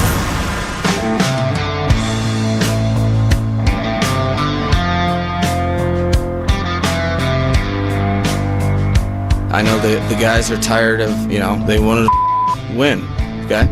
They did. And they didn't do it, and it's all of us. So I don't think anybody's spared from accountability. I think we all need to look at the mirror, or in the mirror. We all have to stay together, and we all have to be focused if we want it to improve. That is Mike McDaniel, the Dolphins head coach.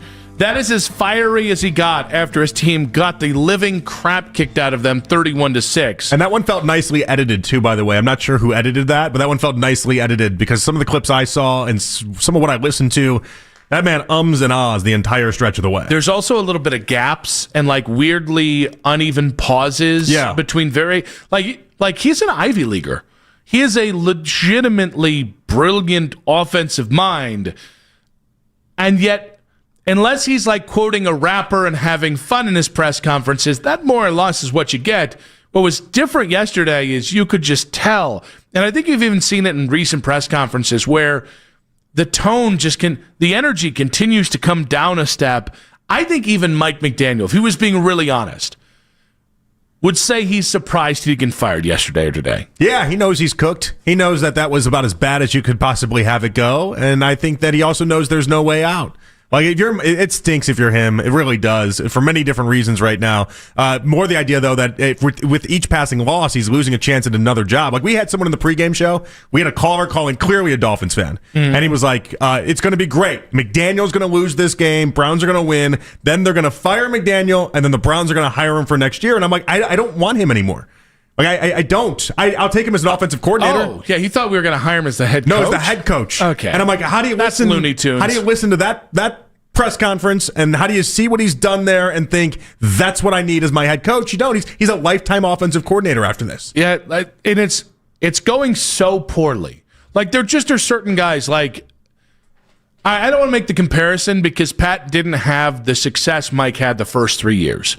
But there are guys who, when the final note in that first run is so bad, like Josh McDaniels, where it takes like a full 8-9 years for the thing to come back, and then Josh McDaniels failed again. And then ultimately, but that's it though. McDaniels is a great example for what Mike McDaniel could eventually be. The name's too similar. I know.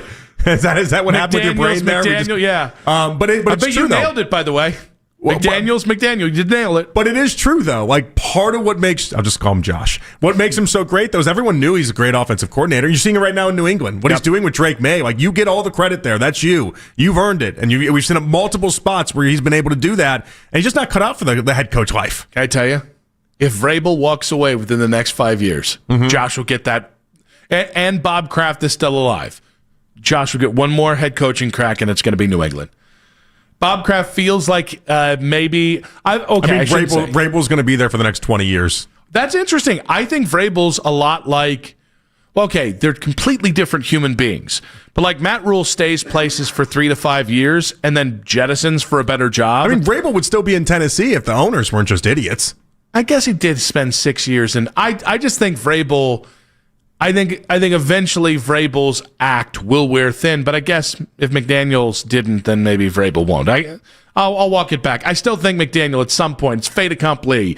As long as Bob Kraft is alive, there's a chance Josh gets that job at some point.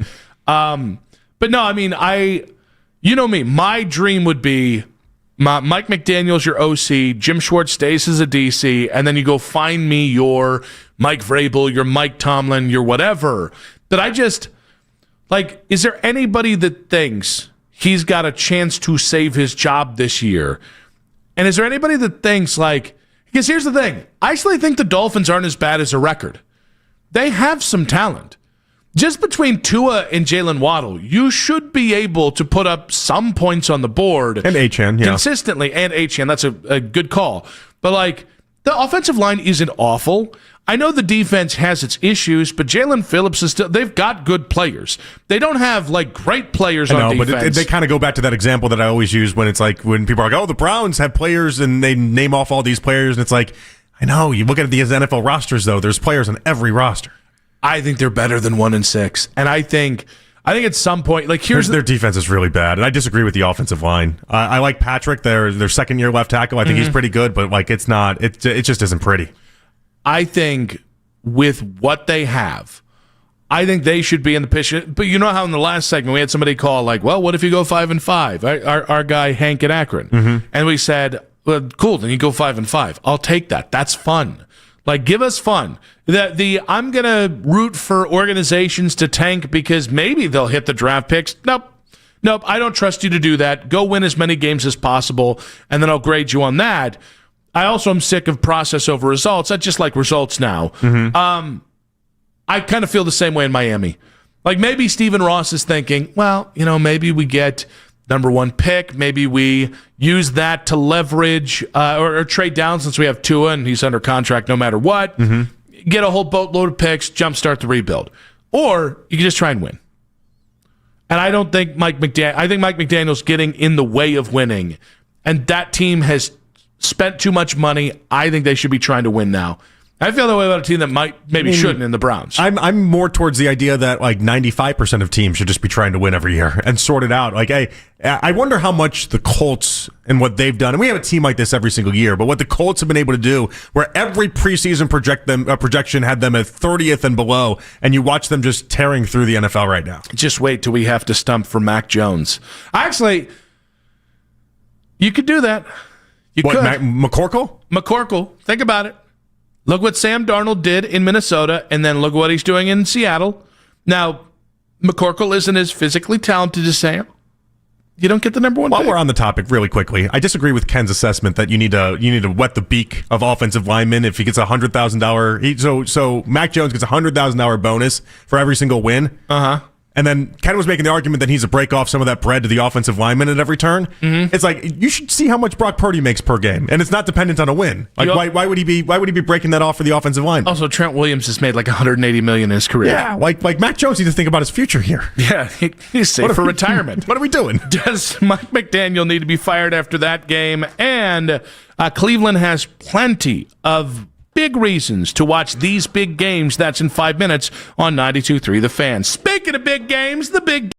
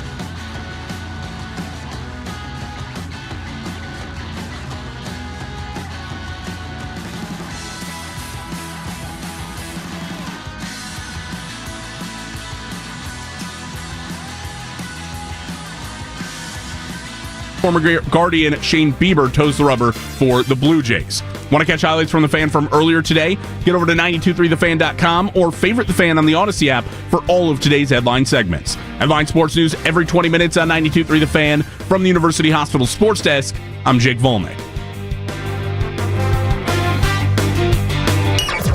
Listen to 92.3 The Fan on the Odyssey, iHeartRadio, and TuneIn app.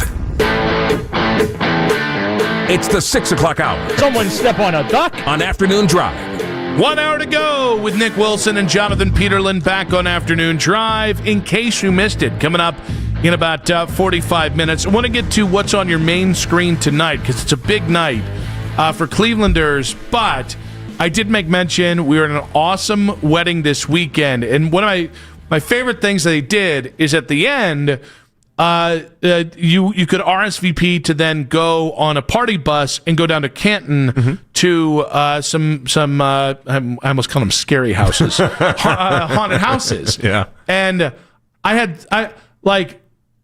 right, I should say, am I bus tossing Vanessa for saying what happened? Do you remember? No, I do remember. No, I don't think so, only because it's how I would have reacted as well, more likely than not. I would have, yeah. So at like about 11:30. I think it's a reasonable way to respond, is how I'll say. About 11:30, Vanessa looks, and I could tell she was tired. I could tell she wanted to go home, but she RSVP'd, and the bride's a great friend of hers. She didn't want to let her friend down. And so we go on this impossibly long party bus ride. It was good because they had pizza and they had some drinks. It was good. Then we get there, and we go in, and we get through one house, and Vanessa came out and was like, okay, I'm done. Yeah, she had enough. And I was like, I know you lived up to your commitment, but like, I kind of was having fun. And the houses, now it should be noted, Vanessa hates to be scared. I know this because I scare her whenever I possibly can. What do you mean? You like just jump out behind the refrigerator and you're like, hey. Same thing with the girls. I think it's the funniest thing in the world. Why? Oh, no, don't. This isn't a good development if I told you how I'm very jumpy. No, I wouldn't do that to you. I'm very jumpy. No, I would never do that to you. Okay, yeah, please don't. Yeah, no. I'm very jumpy. In fact, remember, Dustin used to wear that mask around for Halloween, and did that do it for you? I jumped big time when because he came in with this was it a Freddy mask or was it a Michael mask? Michael Myers. It was a Michael Myers mask, and he came in, and I mean, I jumped. I am a jumpy guy. Okay, I'm a jumpy guy. I didn't know you were this jumpy because now I definitely kind of want to test. Please don't. Please don't. I won't. It'll take every professional ounce in me to do it. I like no part of it. I want no part of it. But that's why I don't even go to haunted houses or anything like that because I know it's just not for me. So what I like is it's just not scary to me. Because one, and I actually think this is why they wouldn't be as bad for you because I'm very observant.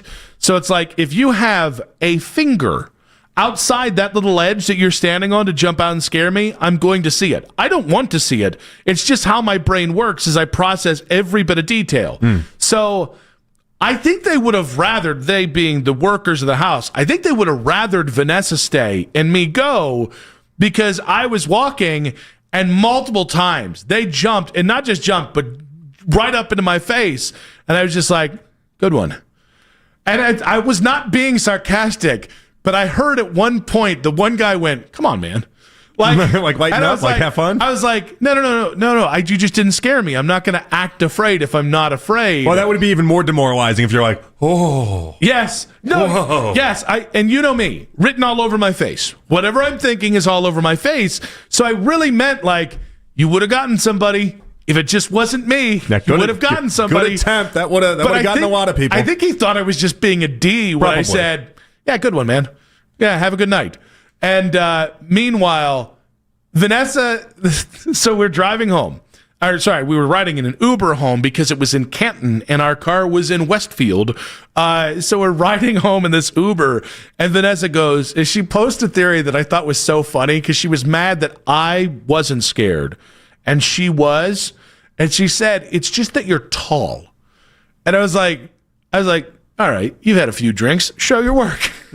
And her idea was there were several doorways in the thing that I had to duck under and kind of lower my head. Yeah. And that her theory is that I never saw the person coming because I was too busy lowering my head. And I was like, I don't think you remember this as nearly accurate as I do. Wouldn't that open up to being more scared if you never saw the person coming? That's kind of what I was saying. That's kind of what I was thinking of, like, well, babe, I did see them coming, and two, that was actually a major hindrance. That was the only reason I was having to go, is my neck was killing me after that, not because of that, because I'd been up forever. But yeah, I will now tell you, I cannot be scared. Is this like the tiniest haunted house ever? I'm just thinking of you awesome. like ducking down everywhere. I have no idea. It was awesome. I was a little bummed, and listen, she doesn't like to be scared like that. I couldn't ask her to stay. I loved every second of it. I would have gone through every one of them. I'm glad because it was fun. Because when somebody, I shouldn't say I didn't get, because one time didn't see it happening, and the person I have a little bit of a sensory thing, and they put their hands right up in my face. I was like, oh, hey. And I was like, cool. But that's about as scared as I got, but that was fun. Not for me. Really? Yeah, no. Mac, you a haunted house guy? Not a thing for me. Absolutely not. Really? Are you jumpy too? Yeah.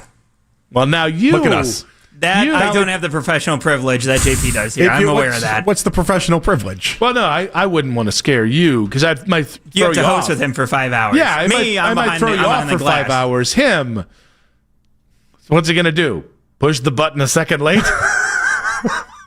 All right, that was... Oh, jeez. That was fair. That was dismissive. That was almost as bad as Ken calling Mitch KT Levinston of producers today. Oh, I heard him say Mitch was almost human or something like that. That was the other one I heard. I thought that one was meaner. Called him the KT Levinston of producers. Hey, I thought KT had a good game last week for the relative by his standards. I thought he actually played one of his better games. And I thought Mitch had a good show today relative to his standards. Sorry. Mitch, you know I love you. That was just a cheap joke because it was right there. If you scare Mac, I do want to be around for that. I'm going to let the record show. I don't want to be scared myself, but if you decide to scare Mac, I'd like to be in the vicinity. I want to see how jumpy you actually get. If it's anything like myself, it's not going to end well for you. See, like, I don't like jump scares more than anything. Like, for me, like, I can deal with, like, in terms of, like, horror movies, like, I'm fine with gore. I'm fine with, like, even, like, the psychological thrillers and anything like that. But for me, it's, like, the big jump scares, I'm like, yeah, absolutely not. So, it's funny you say that. I don't like most new horror movies because they're not scary. It's just, we're going to try and think of the thing that will scare you the most. And it's like... and none of that's scary to me. Like the old-fashioned, like the Michael Myers thing or the Freddy Krueger thing, that is so much scarier to me. And again, maybe it's because I grew up with it. But that idea of, hey, there's a guy over there that's stronger than you, that's going to walk incredibly slow, and no matter how fast you run or how smart you are, he's going to catch you, and that's that's the end. That's so much scarier than like just the... like really creative ideas of scary movies now that are just like, yeah, okay, I get it. Yeah, I mean, I've told you before, I only like the Saw movies, the most basic of basic scary movies. I actually missed them this year. I really did. After the haunted house, I was like, man, we were actually in our Uber. I saw a. You put on Saw. No, let's watch. No, I was looking at my Facebook Reels, and a trailer or the opening scene from the Halloween remake with Rob Zombie in 2017, something like that. It showed up, and I was like, oh, I remember when I could watch scary movies. I can't. You kidding me? I can't jump around a corner without someone almost peeing themselves in my house. You think I'm going to have them watch Halloween and then I won't sleep for the rest of the month? No, not fair. So you're just out on all scary movies at this point. I have to be, yeah. Because they just don't do anything for you. Even Vanessa was in the other room. Like the last time I really got an inkling to watch the original Halloween movies was like 5 years ago. It was in Charlotte, and she was in her office. I did this while she was working and the kids were at school, right? And she heard the do do do do do do do do do do do, and she was like, "Please turn that off." That's the kind of scaredy cats I live with. You want to scare Nick? Raise property taxes. That gets that man every time. Like it's all real life scenarios. It's the only way we get you now. You want to scare Nick? Instead of income tax, be it a body fat tax. I will be $1.92 in about 4 months. What a nice platform. try, fatty. And what a platform to run on. All right. If you incentivized fitness by lowering my taxes, if it was a fat bracket, and I could get out of like, a fat bracket? Yeah, think about it. Fat tax bracket. I am thinking about it. Yeah. No, I'm thinking you about can't it. Not think in a about positive it, right? way, but I am thinking about it. No, none of it's good. Yeah. No, this would be wrong. And this is also the type of thing that, like, someone like yourself, you have to throw out there. Yeah, no, you did it. You'd be awful. Me doing it, isn't that a funny idea that Nick clearly is making fun of more than anything? Yeah, so I'm glad you had a good weekend. Yeah. And I'm glad that you got to do at least one haunted house. Now, does this encourage you to maybe take your kids to other haunted houses? No, I don't think I can. I definitely know my oldest cannot. She does have sensory issues too, kind of like the hands in the face thing, but she's way more jumpy than even What's Vanessa the rules is. at a haunted house? It sounds like they're able to touch you and do all this different stuff. No, it's kind of like a strip club. They can get in your face, but they can't touch you, and vice versa. Because people that work at these haunted houses at certain points, and they will take you behind a very special door for enough money. Isn't there like an actual real threat of somebody just punching you in the face in retaliation? Yeah, like getting so scared that you just turn around and just punch one of these people in the face. You know that there were cops that like at the place we went. There's a whole army of cops in case it gets out of hand. Okay, so now that's a little unfair in many ways. If what you're suggesting is and maybe I'm reading it wrong, but they can scare you, but you can't punch them. No, like so you. But like if they scare you, fat tax if they all over scare again. you to the point that you want to punch them because it's self-defense in some sort of way, it almost feels like you brought that on yourself in many ways. But are you talking about the person doing the punching? The person doing the punching, it's like that's a human self-defense reaction based off of being scared. Is it like what's the idea here that you have to go into the haunted house? Like, I don't know, hands behind the back if you have the slightest thought that you're going to turn around and punch one of these guys? No, it's don't punch somebody in the face when you're at a haunted house because that's what they're there to do. Man, I could never sign up for one of these things. Well, yes. I could never sign up for one of these things. Now, would you want to be a scarer? No, I don't think I would take any enjoyment in that either. Oh, I want to see you. I want to see you scare Mac is what I want to see. I don't want to be the scarer. Mac's too easy. If I scared Keith, that would be a real win. That's not happening. Yeah, exactly. But no, I would do it.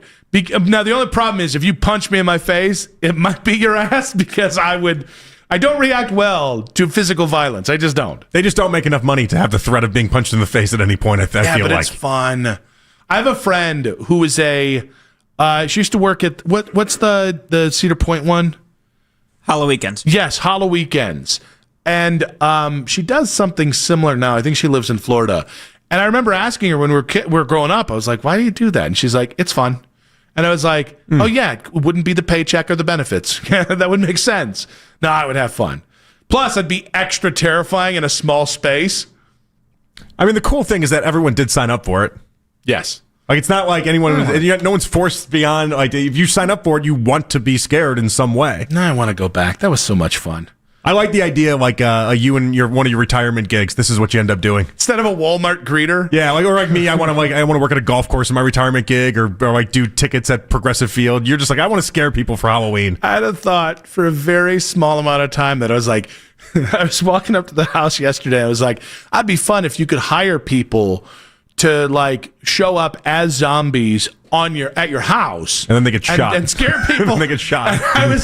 And my first thought was 8 people did die, but they died doing what they love. Maybe I lived in Texas for too long, but you definitely get shot. I live in the country.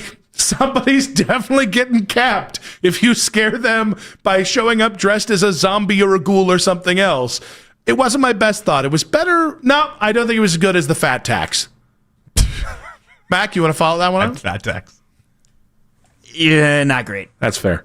That's fine. And dynamite drop in there, Mike. No, yeah, it was bad. I feel like we should get cameras for when you scare Mac. We talk about these viral clips all the time. I feel like scaring Mac. I think I just want to keep the moment. I feel like if I'm going to scare Mac, I should also scare you. I feel like that's only fair. Oh, I'm not consenting to that. We'll let the record show. Dress tree with a nest. We'll let the record show. We are not consenting to that. What's on your main screen tonight? That's in 20 minutes on 92.3 The Fan.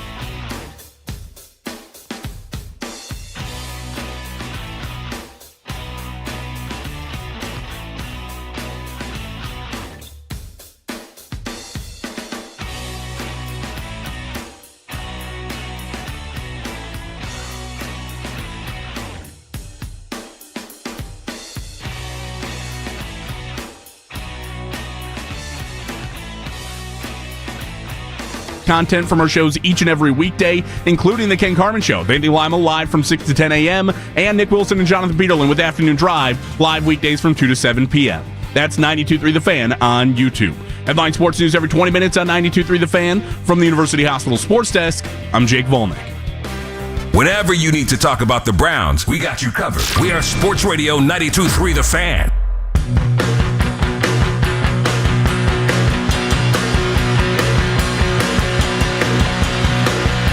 Back on Afternoon Drive, Nick Wilson, Jonathan Peterlin. In case you missed it, coming up in about 20 minutes, but we got Bucks-Lions coming up at 7 o'clock tonight. Also coming up at 7 tonight, Game 7 of the ALCS. And I would just like to say thank you to Toronto and Seattle for actually making a series in this round of the playoffs. Yeah, it's been appreciated. Very different than the NL side of things, so that's always it's fun for baseball. Game 7s in a championship series, that's just a good time. Yeah, I didn't like Dave Roberts' comments the other day about let's ruin baseball. Well, if that's anything, a D move. But if anything, that also, I don't know, in many ways, not that it needed to have attention brought to it, but I did like the idea that it kind of restarted the salary floor versus salary, versus ceiling, that conversation, which I think is a good thing for baseball to kind of get into. It is, but every time I see somebody take up for the, if you don't like it, spend more, I do think less of them. Like Ben Verlander, who I really like Ben. I think he's got the right energy. As a baseball analyst, he's a little too positive Patty for me. He is a positive Patty. Everything, like he defends everything within reason, but like he was talking about how the Dodgers aren't ruining baseball, and it's like, dude, if you don't want to address the financial inequities in baseball, then don't just go out there and be positive. You just can't be one-sided with your analysis of it. Well, the thing about it is that baseball, and I think this at the heart of it is that, and this is the sad thing for Guardians fans, is that baseball enjoys what it is right now, because you do have a bunch of big markets consistently playing in high series, high games, and that's really ultimately what they want. Yeah, I think it's funny. I'm so glad you pointed this out, because people are like, well, but baseball's built on parity, and teams like the Guardians do win the World Series, and do make the playoffs. And it's like, look at the last 12 World Series winners. You're not going to find a lower market rank than I believe 10th or 11th. I mean, it's built on, again, when New York's in it, when Los Angeles is in it, when these big markets are in it, baseball likes this more. And so that's the sad part. So in many ways, although I disagree with what Dave Roberts had to say, I did like the attention that it brought to the conversation. Now, I almost didn't want to bring this up because I found myself annoyed when Andres Jimenez last week had, 2 home runs in 3 games and 6 ribbies. There was a whole amount of people who wanted to bring that conversation back. Mm-hmm. And it's like, he hit 210 and had a 598 OPS. Like, the fact he found 2 home runs in the same series is, I would say, about as likely as like the lottery happened. The Guardians still made the right move trading him. They also were crapping over the fact that Ortiz got suspended. You got off of his money was the important thing. Yes. Well, but it's like, okay. Because you didn't want to pay $20 million a year for it. I like Jimenez, but you didn't want to pay $20 million a year for that. But, I mean, between that, the Miles Straw stuff. The Miles Straw stuff, I think, is more concerning because he went from completely unplayable to, I think he had like a 670 OPS, which when you're a Gold Glove center fielder, 670 OPS and 5 to 10 home runs is more than enough. The highlight right now for baseball people, though, is what's happening with Ernie Clement. Yeah. And this is, listen, there's no way the Guardians could have seen Ernie Clement being this version of Ernie Clement. Like, I looked it up earlier when the Guardians had released him at 26 years old. He had a 204, 261, 264 career slash line, okay? He was unplayable. He was bad.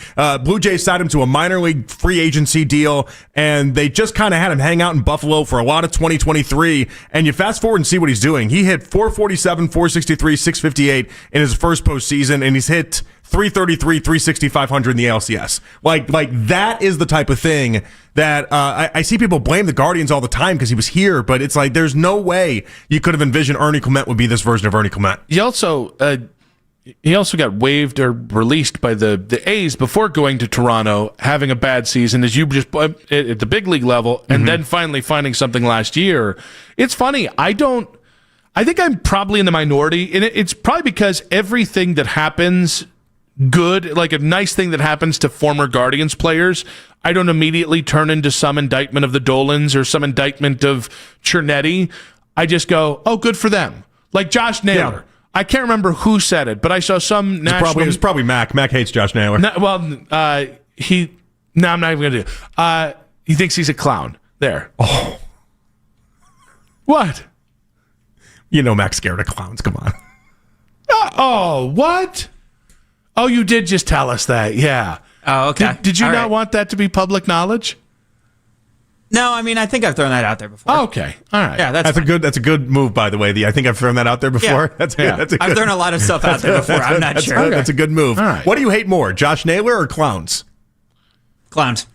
Oh, very good. Yeah. What about Josh Naylor dressed as a clown? He thought about it. That absolutely can. But like, I mean, Josh Naylor dressed. Sometimes he does, but I can't remember who said it. But one of the national media analysts like the Guardians should have re-signed Josh Naylor, and I'm like, he's a fat first baseman who swings out of his shoes. I think he's moved up to the 3 spot for today's game too, by the way. Yeah. Oh, and by the way, the funny thing is, as I'm Wilson saying this, keeps rearranging the lineups, and now he's got Naylor in the 3 spot. It's interesting. He also has Naylor stealing 30 bases this year. But I digress. Mm-hmm. You shouldn't have signed Josh Naylor. So I look at Naylor and Straw and Clement and Shane Bieber's on the bump for Game 7, and all I'm thinking is, oh man, the cool thing about this game is I'm going to have someone to root for in the next series no matter what, because they're former Guardians and they all tend to be players.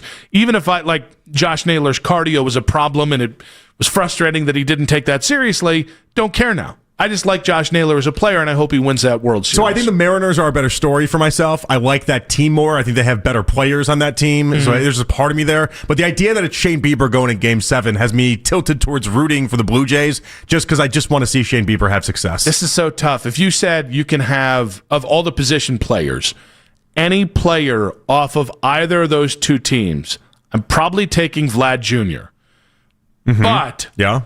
I agree with you that Seattle's got Suarez, Cal Raleigh, Rodriguez, Raleigh, Josh Naylor. That's 4 legitimate hitters. Arozarena.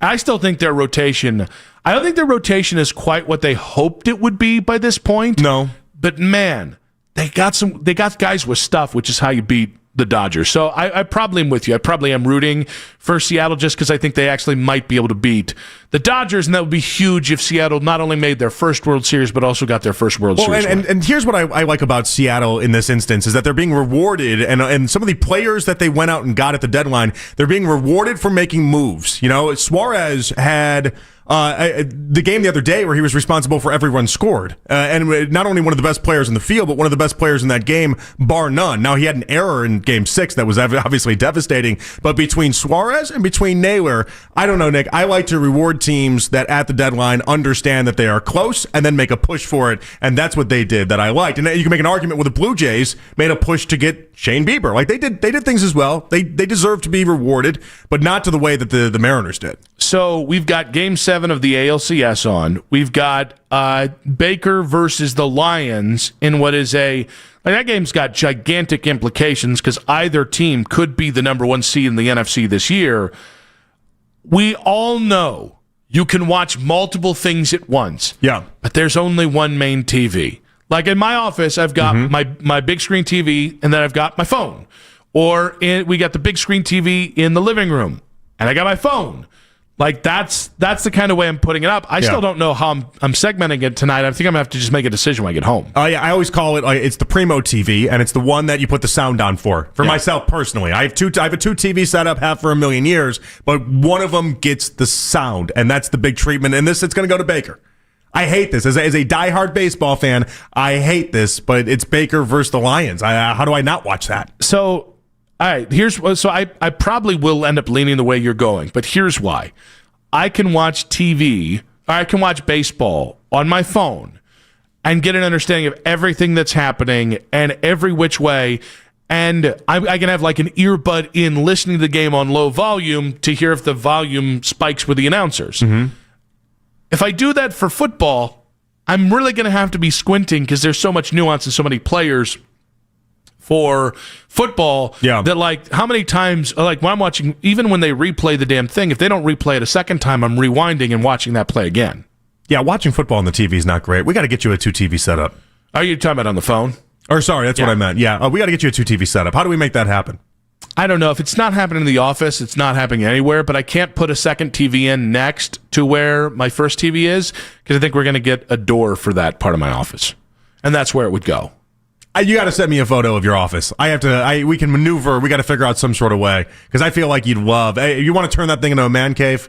This is how we're going to make this happen. My buddies at Summit Sound can make it happen as well, by the way, if you want a 2-TV setup. I used to go there back when I was a much younger man. No, they can get things done for you.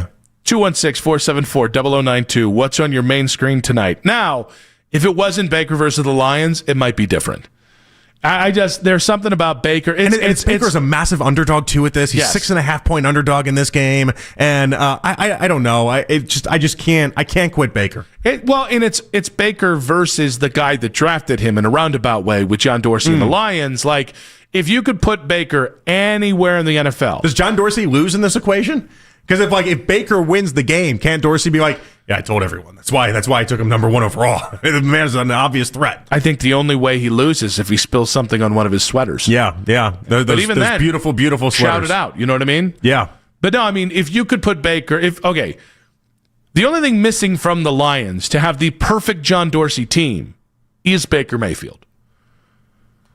Like, if we put Baker, if you compiled a team based on Campbell personality, biting kneecaps would have loved Baker Mayfield. Yes, and by the way, Jared Goff, very good quarterback. Might be physically a better quarterback than Jared. I don't know. I haven't thought about it, so I'm just saying might be because of that. I guarantee you that John Dorsey would move heaven and earth to get. I wish we did that. Like, where every team just took on an actual identity, unlike the mishmash what most of the NFL is, and it's like, oh, here are the meathead bleep holes, right? Here's the all finesse but incredibly athletic team. So right? like only dum-dums can work on this team? Yes. Only smart all guys? All Bronx over here. I thought we kind of have that here, do we not? With a bunch of smart guys and supercomputer processors and stuff like that? I don't think... I think we got a lot of smart guys around the Browns. I don't think their players are dumb, but it would be the all Ivy League Dylan team. Gabriel. I mean, the supercomputer processing. But That's part of the idea. In this case, Myles Garrett. Myles Garrett is Myles Garrett is like the poet thinker type person that loves anime. It kind of fits into that just a little bit. I don't know where the anime part of it falls into it. That would be its own team. The poems, all this other stuff. We just get all the guys that love anime. So when they talk about watching film, they're like, yes, we watched all 3 new episodes of Da Don Don. Is that a real anime? Mac? Don da Don. Da Don da Don? With the correction. What is it again?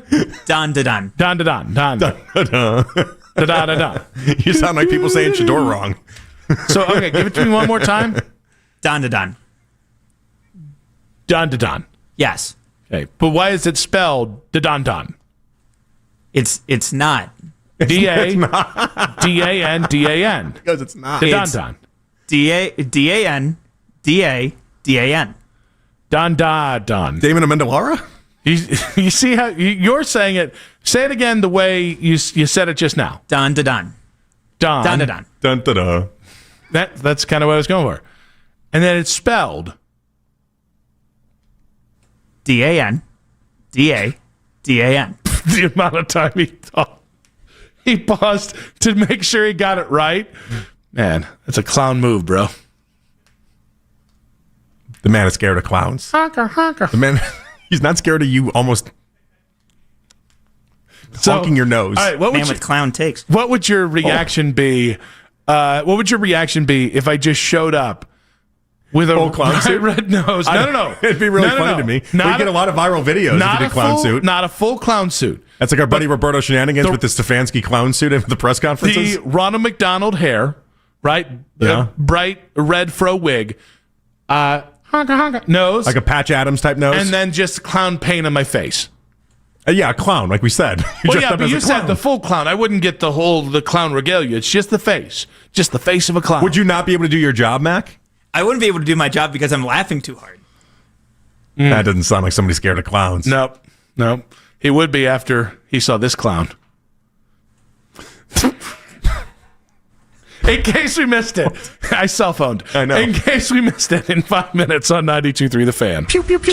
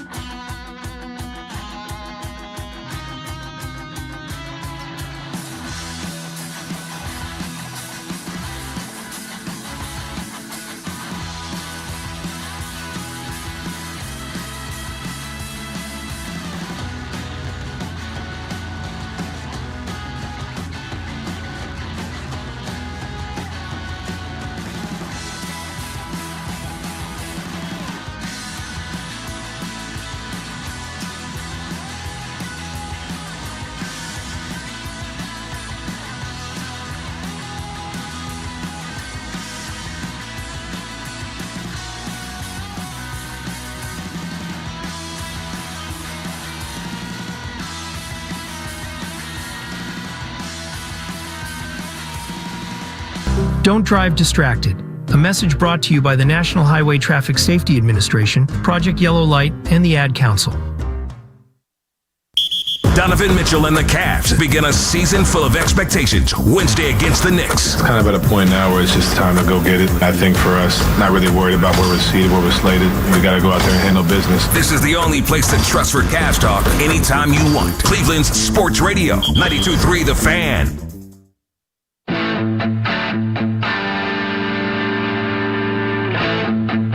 Final segment of today's show. Big thanks to our guest today, Daryl Ryder at 320. Only asked him one question that the morning show had asked him. Big thanks to Nathan Zegura, Browns analyst. He joined us at 4:40 today. Great stuff with him as well. Interesting stuff on Alex Wright, the resurgence there. How much this one win can truly matter.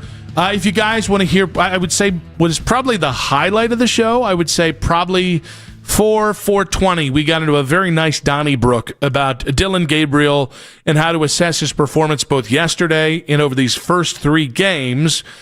So that's something to listen back to, but it is time for In Case You Missed It. All right, we're going to start off with Darius Garland on Sirius XM NBA radio sending a message talking about the Cavs. How far could y'all have went if you were healthy? I think we would have won it. I'll say that pretty confidently. I think we would have won it. It's just the talent of this group is just out the roof. The will that we have on both sides of the ball, defensive side. We got 2 of the defensive player of the year, and I'll say the second best defensive big since we got the defensive player of the year already. So we had with Evan and Jay down there blocking shots, protecting the paint. I think that was going to really help us on that side of the ball. Then Evan growing, Donovan being Donovan, of course. Dre was coming along, Max Strus was coming along. I felt that was pretty good in the first round. So yeah, I'll say that confidently. So I don't buy it. But here's what I love about it. I love the idea that a couple years ago, the lights were too bright coming out of the Knicks series, and they spent the offseason telling us that. And it feels like every offseason they just kind of play this woe is me card, and they just kind of sulk about it all. I like the confidence that Darius gave off here. Like, that's a good sign for them. Is it a problem, though, that it's not true? No, I admit it on the forefront. It's not true, but I think it's kind of what I like about it, is that it's almost, I like them moving into almost delusional confidence instead of where they were at in previous off seasons, where it felt like they had just kind of given up on any sort of idea that anything but them sucking was reality. I think my problem is there's no difference between delusional confidence and you're just not in concert with reality. So, like, I don't know. Like, I don't like the I know I never like when it sounds like somebody thinks they've accomplished something or would have accomplished something that they never accomplished. They shouldn't feel a sense of accomplishment. He's giving himself credit for that almost, even though he didn't do anything. They shouldn't get a sense of accomplishment. You haven't made it past the second round, and I want that hunger to persist. I don't want desperation, but I do want hunger. For me, it's about having a different tune that they're singing. Like, I like the idea that it felt like in years past, every offseason that we had coming off of one of these big exits in the playoffs, they would seem defeated. They would seem as if, like, we acknowledge our mistakes and we acknowledge this and we have to be better. I kind of like them giving us something different. Maybe it's a change of mindset that Atkinson has brought over for this offseason. All right. I'm going to start here. We're just talking about our guy, Mac Robinson here. And I'm a problem solver. It should be noted that I solve problems. I think outside the box. I'm a creative. That's what I like to do, right? Okay. And Mac, we found out today, has a fear of clowns. Yeah, like LeBron dressing up as the clown from It. Yeah. Didn't work for him. Yeah, absolutely not. Okay. So that my is one of the idea, scariest clowns, by the way. Absolutely. What if we found a lady of a night who part of the gimmick was she dressed like a clown? You want to get him like a stripper clown? I was thinking more than that. I was thinking about somebody. We're trying to get positive feelings to the greatest degree. So it offsets the bad feelings around clowns? Yes, 100%. So it's immersion therapy. Yeah, but you might give him a better chance if I don't know, if the clown served like awesome pancakes or something. All right, so I think that might get Mac more than some sort of sexual conquest. So here's it's not conquest if you're paying. But, so here would be the idea. No clown below the waist. That's normal human lady. Honestly, not even clown hair. Just clown face paint and a on the nose. It sounds expensive, I'm going to be honest. Yeah, I mean, I'm not willing. He'll still be paying for it. I get we're 92.3 the fetish at this point because everyone just wants to put their fetishes out there. But in the world of fetishes, Mac, this one's going to cost you pretty bad. Yeah, I don't want the morning show to take this tomorrow and make it as their own. Oh, no. Mac comes up with a bet if the Browns lose. He has to, hang out with a clown stripper, clown lady of the night. Yeah. Oh, no. Oh, no. Please, no. But can you kind of see where we're going here, Mac? Do you think this would work? I can understand where you're going with that. I'm not going to comment on whether or not it would work because I do not work from 6 to 10. Okay. All right. So the answer is yes. Not with that attitude. Yeah. You don't. Yeah, the answer is yes. All right. So if anybody knows any clownatoots, Nick Wilson says. Poor joke. Actually, you know what? Let's cut out the middleman here. Mac, what's your Twitter handle? You know my Twitter handle. Come on now. At Mac Robinson 95. So all clownatoots out there at Mac Robinson 95, which conveniently is also around the price he wants to pay. That's right. The best clownatoots out there. What's that look like when the cop shows up and is like, "So we got you on," and then the cop's like, "Wait a second, you're dressed as a clown. This can't be what I'm thinking. How did this even happen?" It's one way to subvert the industry. I was just thinking maybe, because you want, okay, so it starts with no clothes and then just clown face, right? But then you got to really, to immerse you mid-act, just got to start making balloon animals or something like that. I like that you think he can last the length of a balloon animal making. I believe in my boy. Remember that, Mac? I appreciate that. So Albert Pujols no longer a candidate for the Angels job. Speaking of clowns. Beautiful transition. He's going to go interview with the Padres, guys. He's going to interview with the Padres. I don't get why any national reporter is doing him favors. If he wasn't going to get the Angels job, there's no other job he should get. The only reason he would get the Angels job is Artie Moreno already has Pujols under a services clause that he could shoehorn and save some money by having Albert be the manager. If you're the Padres, why do you think it's a smart move to follow up Mike Schilt, good manager, with first-time manager who I think just might be bored with retirement? They don't think Schilt is a good manager, but they've gone through 5 managers in 10 years now. Mm-hmm. I think at this point they're just desperate to try to find something. Hire a bad manager so they're easier to fire. An unknown manager, I think, is the key here now. They're going into the unknown manager, the mystery box manager. I just subscribe. When you're that level of player, you're just not going to be able to. Look at what the Giants did this last Friday night, I think it was. They hired the Tennessee baseball coach. Yeah, that was also dumb. You never see that. Yeah. That's you talk about unprecedented in the sport. You never see them take a head college baseball coach and make him a Major League Baseball manager. Tell me right now, Buster Posey can be had. It's new GM, no GMing experience. Other than this last year, he's ripe to do something really stupid, and I hope the Guardians take him to the cleaners. Well, Buster Posey legitimately, when I looked around with the JT Snow stuff, who once backed up Buster Posey at one point in 2019? Stephen Vogt. There was an obvious connection there that he tried to explore and wasn't able to. All right, big thanks to our favorite clownatoot, Mac Robinson, on the board. Yes! Big thanks to Jake Murren. Big thanks to Jake Volnick. Enough clowning around, guys. JP, good show. Had fun. We'll do it tomorrow. We'll be back tomorrow. We'll be reacting to Monday Night Football. We'll be reacting to whatever the World Series matchup is, and one more look at the Browns' very fun win over the Miami Dolphins. See you guys tomorrow at 2 p.m. right here on 92.3 The Fan. Keep it spicy, baby. Let's go.